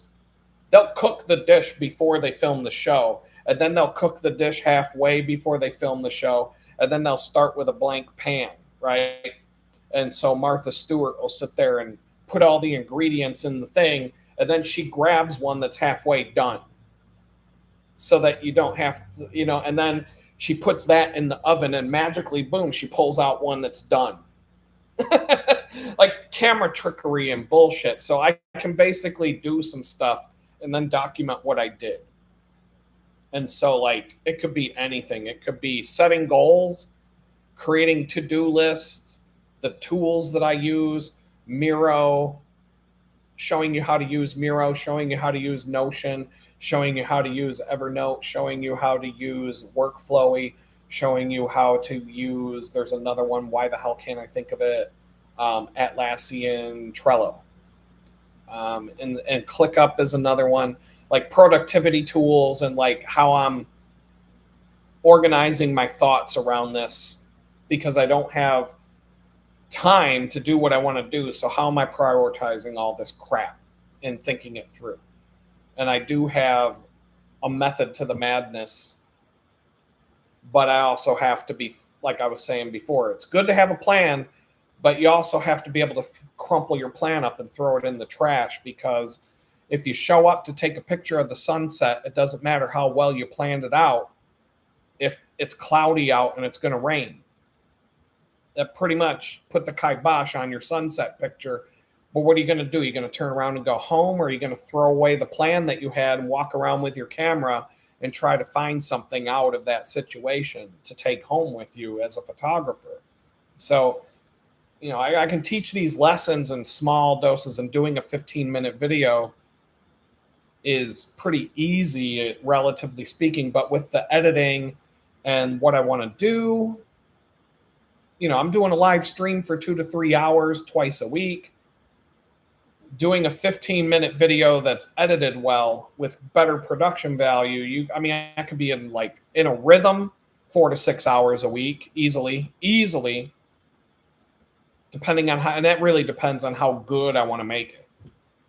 But like The Simpsons, we go back to this, I have to be willing to start here, the crappy ass Simpsons from the 90s, and just be okay with that. Do the best I can. Don't worry about being the computer generated, perfectly drawn Simpsons that we have today, and just kind of hope that I can get there where I want to be over time, but not hold myself to some standard. And so, once again, from cell block 6 to 6 figures, 6 income streams that make 6 figures each, order 66 is what I'm going to do.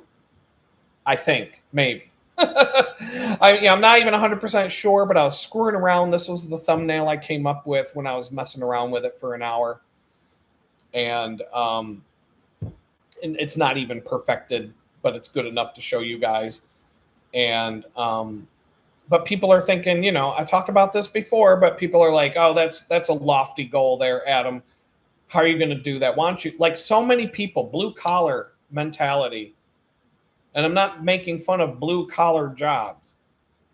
If you're a plumber and you own a plumbing business, you can make a fortune doing plumbing. It's not that. What I'm talking about is the people that go to the factory making, $10 an hour, punch the time clock, work their shift, and go home and have no ambition to do anything else. And so people come to me with comments all the time about, you should just go work at the bakery more hours and shut the fuck up, and things like that. I had a troll ass comment. I could have put it in a slide deck. I'll have to put those in the slide decks so I can talk about them more. But I had a couple of rude ass comments here and there about, why don't you just work more, you lazy asshole? But so many people tell me something like, go work at the bakery more hours and stop chasing after your fantasy world or whatever. And I'm like, all I'm going to say is, a fucking cat became a millionaire, multi-millionaire. And the exact amount of money that Grumpy Cat made was never really officially disclosed. But there were reports that this fucking cat made $100 million. Right? Nancy Pelosi, this cat made made about half as much as Nancy Pelosi for being a grumpy cat. Nancy Pelosi had to cheat in the stock market and do all kinds of insider trading and sit in Congress for 20 years to earn $250 million. Grumpy Cat shows up on Facebook, makes $100 million. Like that. There was a lawsuit in 2018 against a beverage company that misused her image, Grumpy Cat Limited. And her company, the owner's company, was awarded $700,000 in damages and attorney fees just for that lawsuit, just for putting the picture of a cat someplace that they shouldn't have. So there's money. This cat made some fucking money. In 2013, reports estimated that this cat had generated income in the low 6 figures, hundreds of thousands of dollars, just 3 months after showing up on Facebook. But like I said, people claim that this cat made $100 million from merchandise, book deals, endorsements. This cat was on Friskies, was getting payouts from Friskies cat food, and even had a movie on the Lifetime network on TV. Okay. The owner disputes making $100 million off of her cat, but she was able to quit her waitressing job 3 days after the cat went viral on Facebook. She quit her job.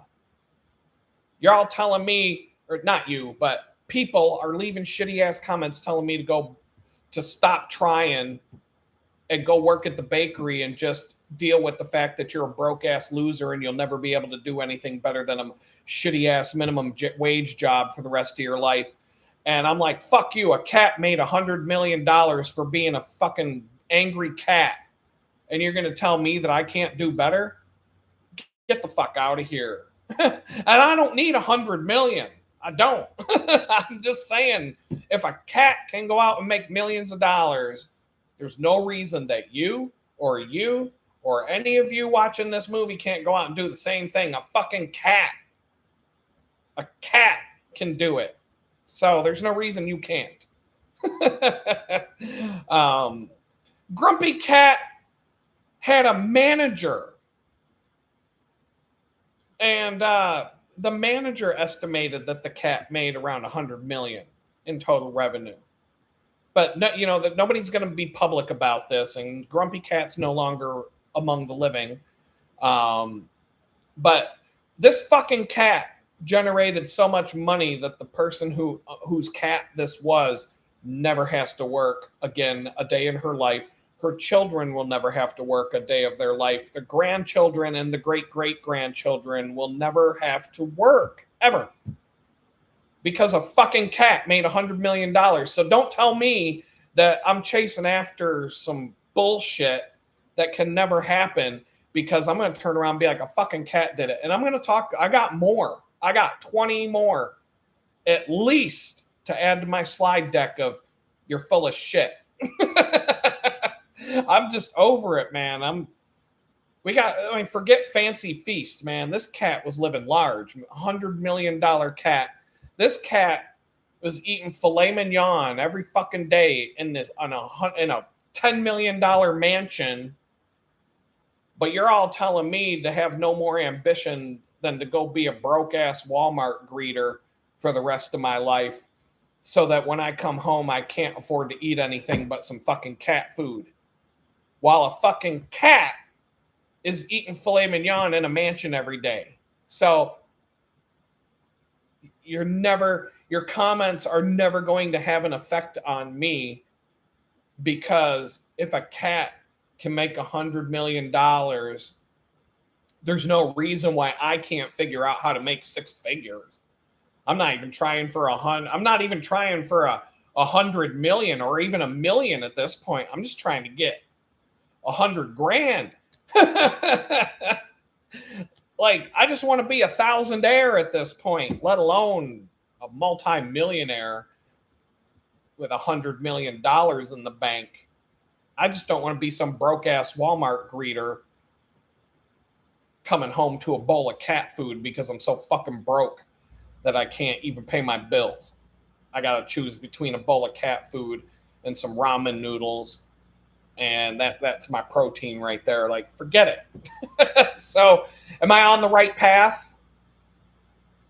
Go ahead and leave the comments. You know, anybody who's watching, any of the trolls in the room, go ahead and leave me some comment on the video, so everybody who comes later can see when the replay comes out that I'm an idiot for, you know, having goals and ambition in life. So, but since, you know, this whole cat situation, this millionaire cat got me all worked up. So I'm just going back to Jesus. Let's go back to Jesus before we wrap this video up. So today, November 20th, checking out Jesus Calling once again, and it's right in alignment. God is saying, I am pleased with you, my child. The trolls might have something to say about it, but God is pleased with me, his child. Allow yourself to become fully aware of my pleasure shining upon you. You don't have to perform well in order to receive my love. In fact, a performance focus will pull you away from me towards some sort of Phariseeism.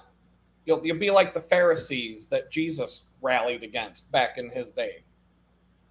This can be a subtle form of idolatry, worshiping your own good works. It can also be a source of deep discouragement when your works don't measure up to your expectations. I think I've been talking about this. I already took the notes for what I was going to talk about today before this came up. So all of my talk today in the live stream about being discouraged or not being discouraged when your works don't measure up to your expectations. I made this slide about The Simpsons 2 days ago, and then this is what I'm reading today. So don't tell me that, like, I didn't cheat.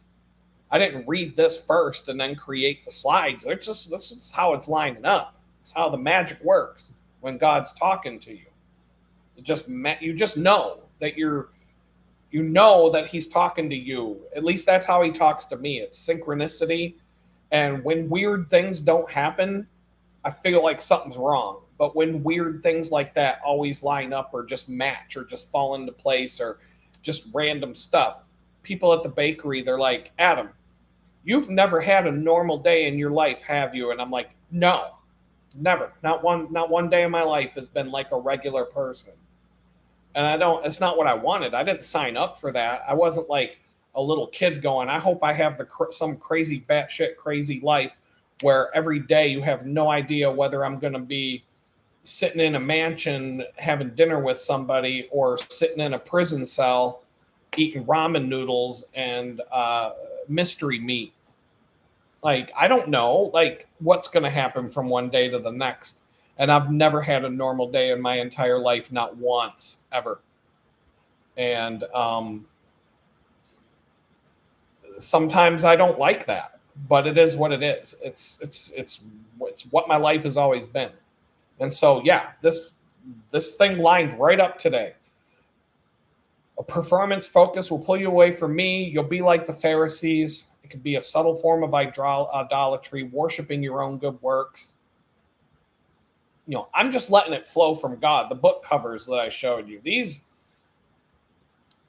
I designed all these books, but I didn't. These book designs came to me. Like, I was going a certain direction and a happy accident takes place. And I'm telling you, the first book cover on the left, my client got pissed and he threw a fit about it. He was mad because I didn't do what he told me to do. And now he loves it.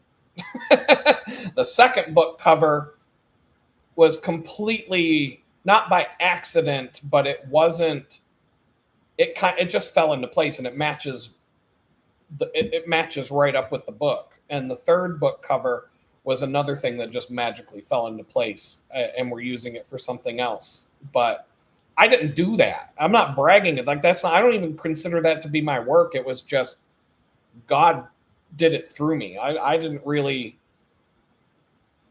The idea I had in my head when I sat down to do these book covers was not what came out. And what came out was 100 times better. And so, once again, it's like that Simpsons thing. It can be a source of deep discouragement right here. You don't have to perform well in order to receive my love.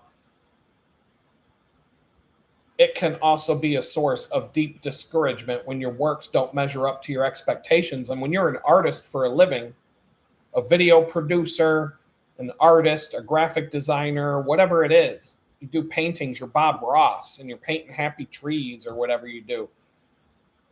Your works might not measure up to your expectations. In fact, that's common.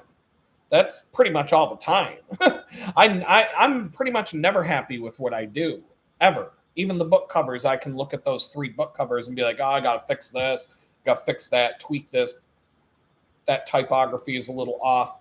I had to remove the periods from this one thing because I'm like, oh, it looks so much better without the periods on there. And like, just messing with it all the time until I can't mess with it anymore because it's got to go to the printer. I'm telling you, I will save out all the files, get the whole package ready to go to the printer, and I'll spend an hour and a half doing it.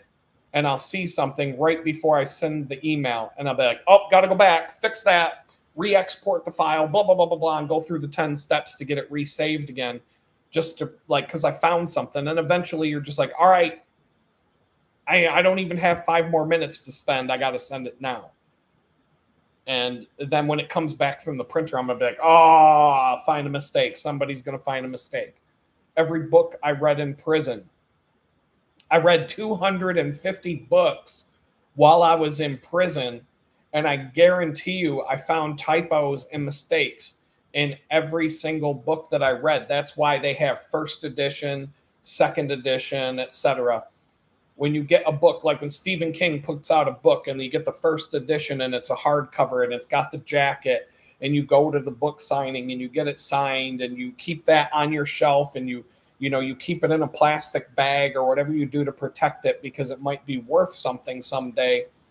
It's called a first edition for a reason, because people are going to read this book and they're going to find all the typos and all the misspelled words and all the bad punctuation and all the crap that's wrong with a 500-page book that 300 people looked at and still didn't catch the mistakes.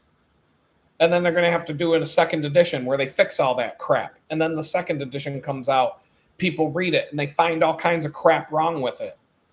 And then the third edition comes out, et cetera, et cetera. And there'll be like 10 editions of a book, because you're always going to find something wrong with it. But if Stephen King waited until the 10th edition before he put the book in the store, he wouldn't be rich. And I'm not, maybe he's a bad example because I think he's an asshole, but it's just any famous author, the J.K. Rowling, when she writes a Harry Potter book, she's probably up to the 20th edition of Harry Potter in the Magic Goblet or whatever.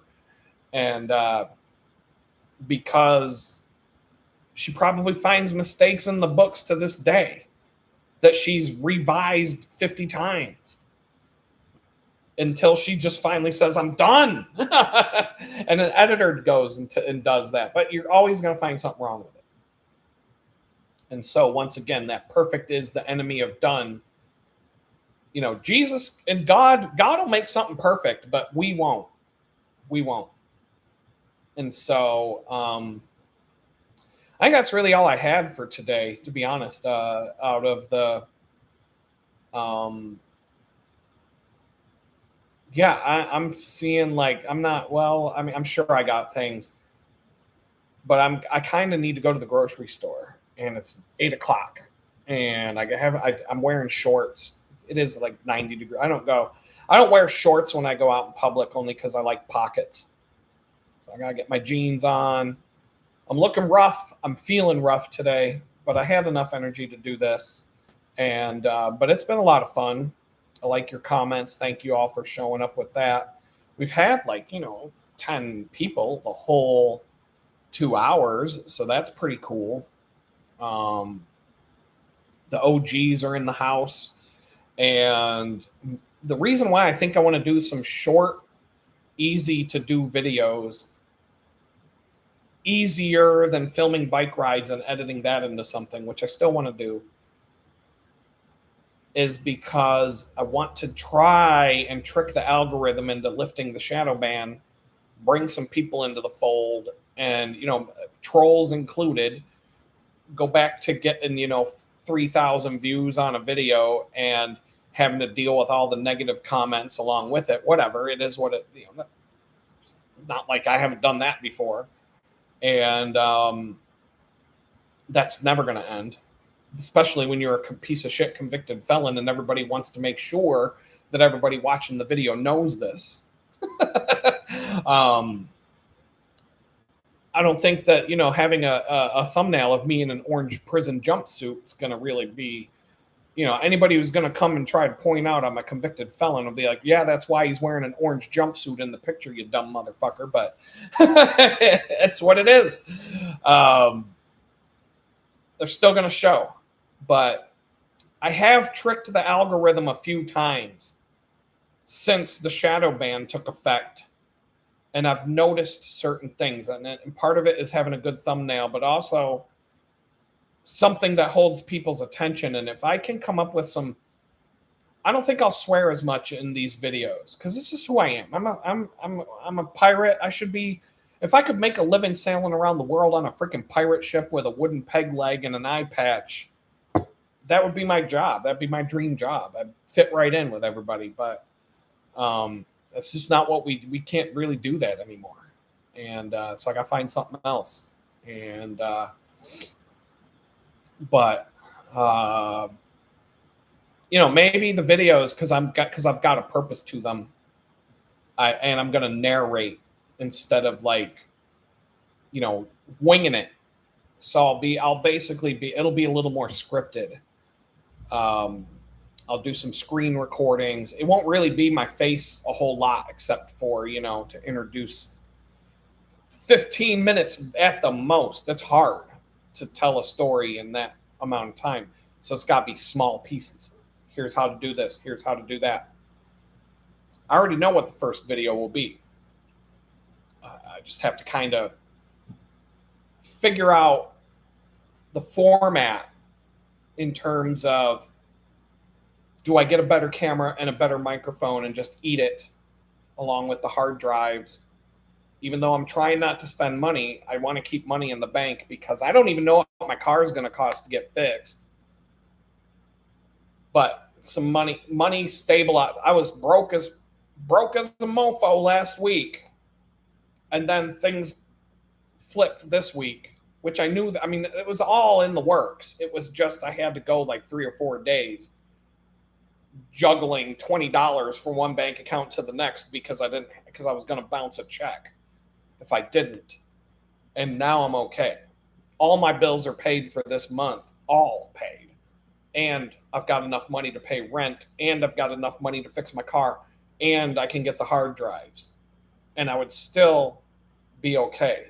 And I'm going to the grocery store now because I got Friendsgiving on Sunday. I got to get all the ingredients for what I'm going to make. Even though I could do it on Saturday, but I'm out of coffee right now, and I'm not going to brew any more cold brew tonight. So I'm going to go do that as soon as I get off the video with you guys. And then I'm going to chill and watch some Star Wars. I may force myself to edit the book for an hour so that I can get another hour done. That'll save me an hour tomorrow. And I could go from being 85% done to 90% done or something like that. Because it's going pretty fast. But just kind of like, got to think it through. Because I want to do the best I can, but I also don't want to get hung up on making everything absolutely perfect. But I'm not happy with my setup for the YouTube channel. I don't like this big refrigerator behind me. And, I've seen a lot worse on other channels that do just fine. So I'm not like, I just feel like maybe there's something a better camera instead of the FaceTime camera, a light, like a ring, not a ring light, but like a diffuse light that, maybe a light on a small, inexpensive light I can mount to the wall and just kind of poof and have the right lighting. And I have an idea for a backdrop that would allow me to do some really cool stuff. It's not a lot of money, but it's, I got a small place. I got to, it's just a lot of things swirling through my head. And so the first video of that series will actually be focused around, how do you take all this crazy crap floating around in your head and make sense of it, prioritize it, and how do you organize it so that you can actually figure out what's important and what can be less important, and how do you kind of put together a plan to actually do what you want to do when you don't think you can, and how do you break it down into manageable stuff that like you can actually start to see that it's possible. But also with the whole caveat that at any moment in time, I can take what I've done and this rip it apart and throw it away and start again. Because like I was saying earlier, as a photographer, it's the one example I'm always going to use because it's happened to me a million times. I plan out a photograph, and sometimes a meticulous plan results in a really great photo that I couldn't have done if I didn't have that plan. Meticulous, be at this spot at this exact time, standing on this exact spot with the camera pointed here and this lens and this aperture and this everything exactly precisely planned. Here's exactly where the sun's going to be, and all that stuff. And then sometimes you have a meticulous plan, you show up, it's overcast, ain't going to be no sunset today, homie. What are you going to do? It's foggy. What are you going to do? And so I think the photography is great because it has both have a plan, but be willing to throw your plan away and just wing it, because sometimes things do go according to plan. They really do. And sometimes having that plan up front is the reason why you were successful at something. You know, I ride my bicycle. I have a plan. Like, I have a checklist for my bicycle commutes, and I go through it every time I do a bicycle commute and make sure that everything is in my backpack. And as a result, I get a flat tire. I have a problem with my bike. I have a mechanical issue. I have something that would normally cause you to call an Uber or call a friend to come and get you. I don't have that luxury. So I got to get myself home no matter what happens, short of a catastrophe where all the tools in the world won't fix it. And I still have to get my ass home. And so there's times where just planning out and having that checklist, people make fun of me for it. And then all of a sudden I get a flat tire and I'm like, psh, psh, psh, boom, I'm 5 minutes later, I'm back on the bike. And it's like, I didn't even have a flat tire. I may as well have stopped to get a drink at 7-Eleven. It was about the same amount of time I lost. A couple of times I've had to stop and get a tool, but I was able to limp to the place. And then I have the tool for the next time. And so, and the reason for that was because I was on a new bicycle that my toolkit was for the red bike. I was on the silver bike when that example happened, and something happened on the silver bike and I realized, oh crap, I don't have the tool for that. I had to go get one. So don't go through life without a plan, but be willing to just throw away the plan and go where the river's flowing, because sometimes you can't do anything about it and you just got to make something out of it. You know, just like the Bible verses that I said, those who don't work won't eat. God doesn't want you to sit on your ass and wait for him to do everything for you. But you also can't just run around expecting everything's going to go your way. And sometimes when it doesn't go your way, there's actually something better. There's the last thing I'll say before I go, I can think of a job. Okay, when I got fired for not taking the jab, this will be the last thing I say. When I found out I was getting fired for not taking the jab, I was on a vacation-ish. So I was in Virginia because I had to go to a wedding with somebody, the ex. And we rented a cabin that was right down the road from where the wedding was going to be because we couldn't find a hotel. There was a bunch of crazy stuff going on. There were no hotel rooms. We ended up getting this really cool Airbnb cabin that was a 15-minute drive from the wedding venue. It ended up being perfect. Had internet, everything we needed. The morning, so I had to work. The day after we got there, I had to do work. And I had to work. That's why we got this cabin, because it had a good internet connection and all that. Like, it had what I needed to be able to do my work. And so I was going to be working all day on Friday. And then my vacation starts. Like, I was going to be off for the next 10 days or whatever. But that one day, we wake up, the power goes out, and the internet goes down. I'm supposed to be in a Zoom meeting. I can't do it. I get on my phone, and I was able to get enough of an internet connection from the phone through, AT&T from a nearby tower to send an email and kind of communicate that way. But I couldn't do anything. Couldn't be in the Zoom. None of the Zoom meetings worked. The power came back on within an hour, but the internet was down the entire day.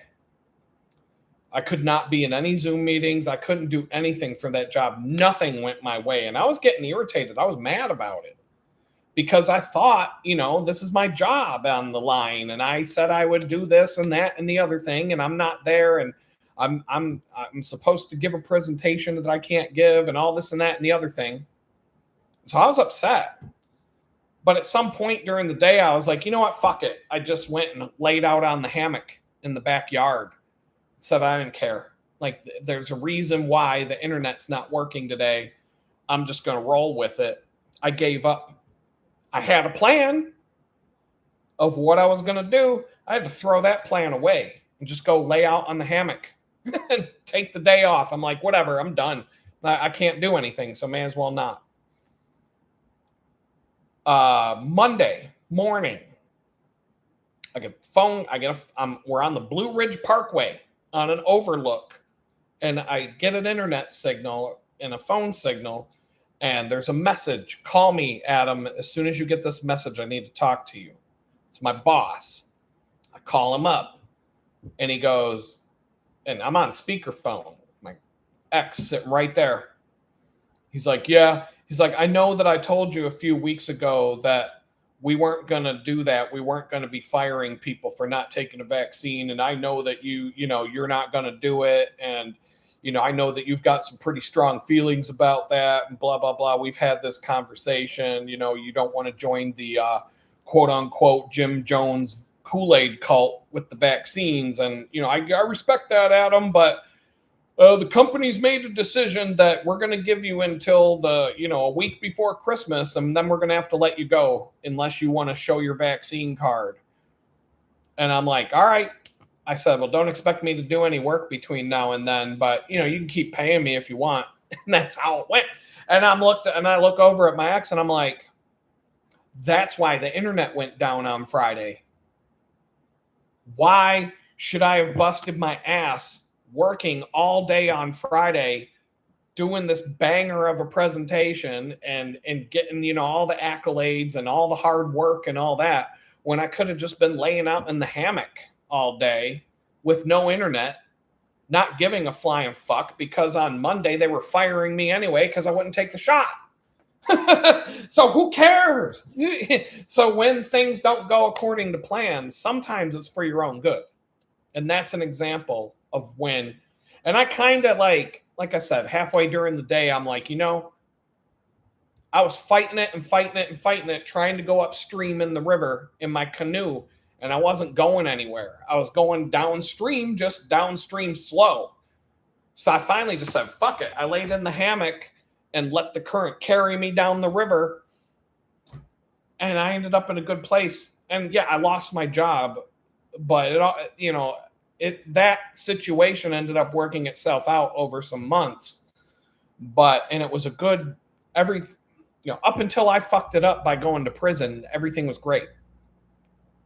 But that was an example of stop fighting it when it's not going to go your way. Just stop fighting against it. And there's a reason. You might not know the reason today, but 2 days later, I knew the reason. Well, Friday, Saturday, Sunday, 3 days later, I knew the reason. 3 days after the internet was down. And the funny thing, Friday night around 6:00, the internet came back up and it was working just fine the rest of the time we were in that Airbnb. The internet was only down from 8 a.m. until 5:30, 6:00 at night, the exact window that I needed the internet for to do my job. That was the window where it was down the entire time. And then it came right back. As soon as I didn't need it anymore, it came back. And I'm like, that was just even that day I was saying that's really uncanny, the timing of that. And the reason why it went down is because some hillbillies were out with their shotguns and they shot out a transformer on a telephone pole out in the middle of Boonesville and took out the power and the internet for the whole area. And the power company came and fixed it really fast, but it took the internet company longer to come that day and reconnect all the shit that these kids broke. But that's why it was gone. And so it had nothing to do with me. It was internet's out. The 8 hours that I need the internet out of the whole weekend we were in this cabin, I needed the internet for 8 hours. And those were the 8 hours that the internet was broke. Exactly when I needed it to exactly when I didn't need it, it was off. And I mean, to the minute, it was off. And then Monday morning, I find out it didn't matter. I could have just fucked around all day and not showed up to any meetings or given a shit at all. I could have just not even sent the email saying I wasn't going to be in the Zoom meeting, and it wouldn't have mattered because I was getting fired for not taking a freaking vaccine. So on Monday. So it was like that. So those are the lessons, right? I'm trying to teach, learn from my bad experiences. And so I got to keep the same frame of mind, just like the car situation. I wanted to drop the car off at the mechanic last Tuesday, but I couldn't, and I was mad about it. But later on that night, I needed the car. And the car actually saved my ass. And if I had dropped it off at the mechanic, I wouldn't have had access to it. It would have been a much worse situation. So there's probably a reason that I'm not getting the car fixed until the day God wants me to go get it fixed. I don't know. It's annoying me, but these are the stories I keep reminding myself of, that, don't let it get under your skin too much, because you might have a really good story to tell 2 weeks from now at the live stream, and it's gonna make everybody laugh and have a good time. But with that, I'm gonna say peace out. I gotta go to the grocery store, get my coffee, or I'm gonna be a grumpy son of a bitch in the morning. With that, I'll say peace out.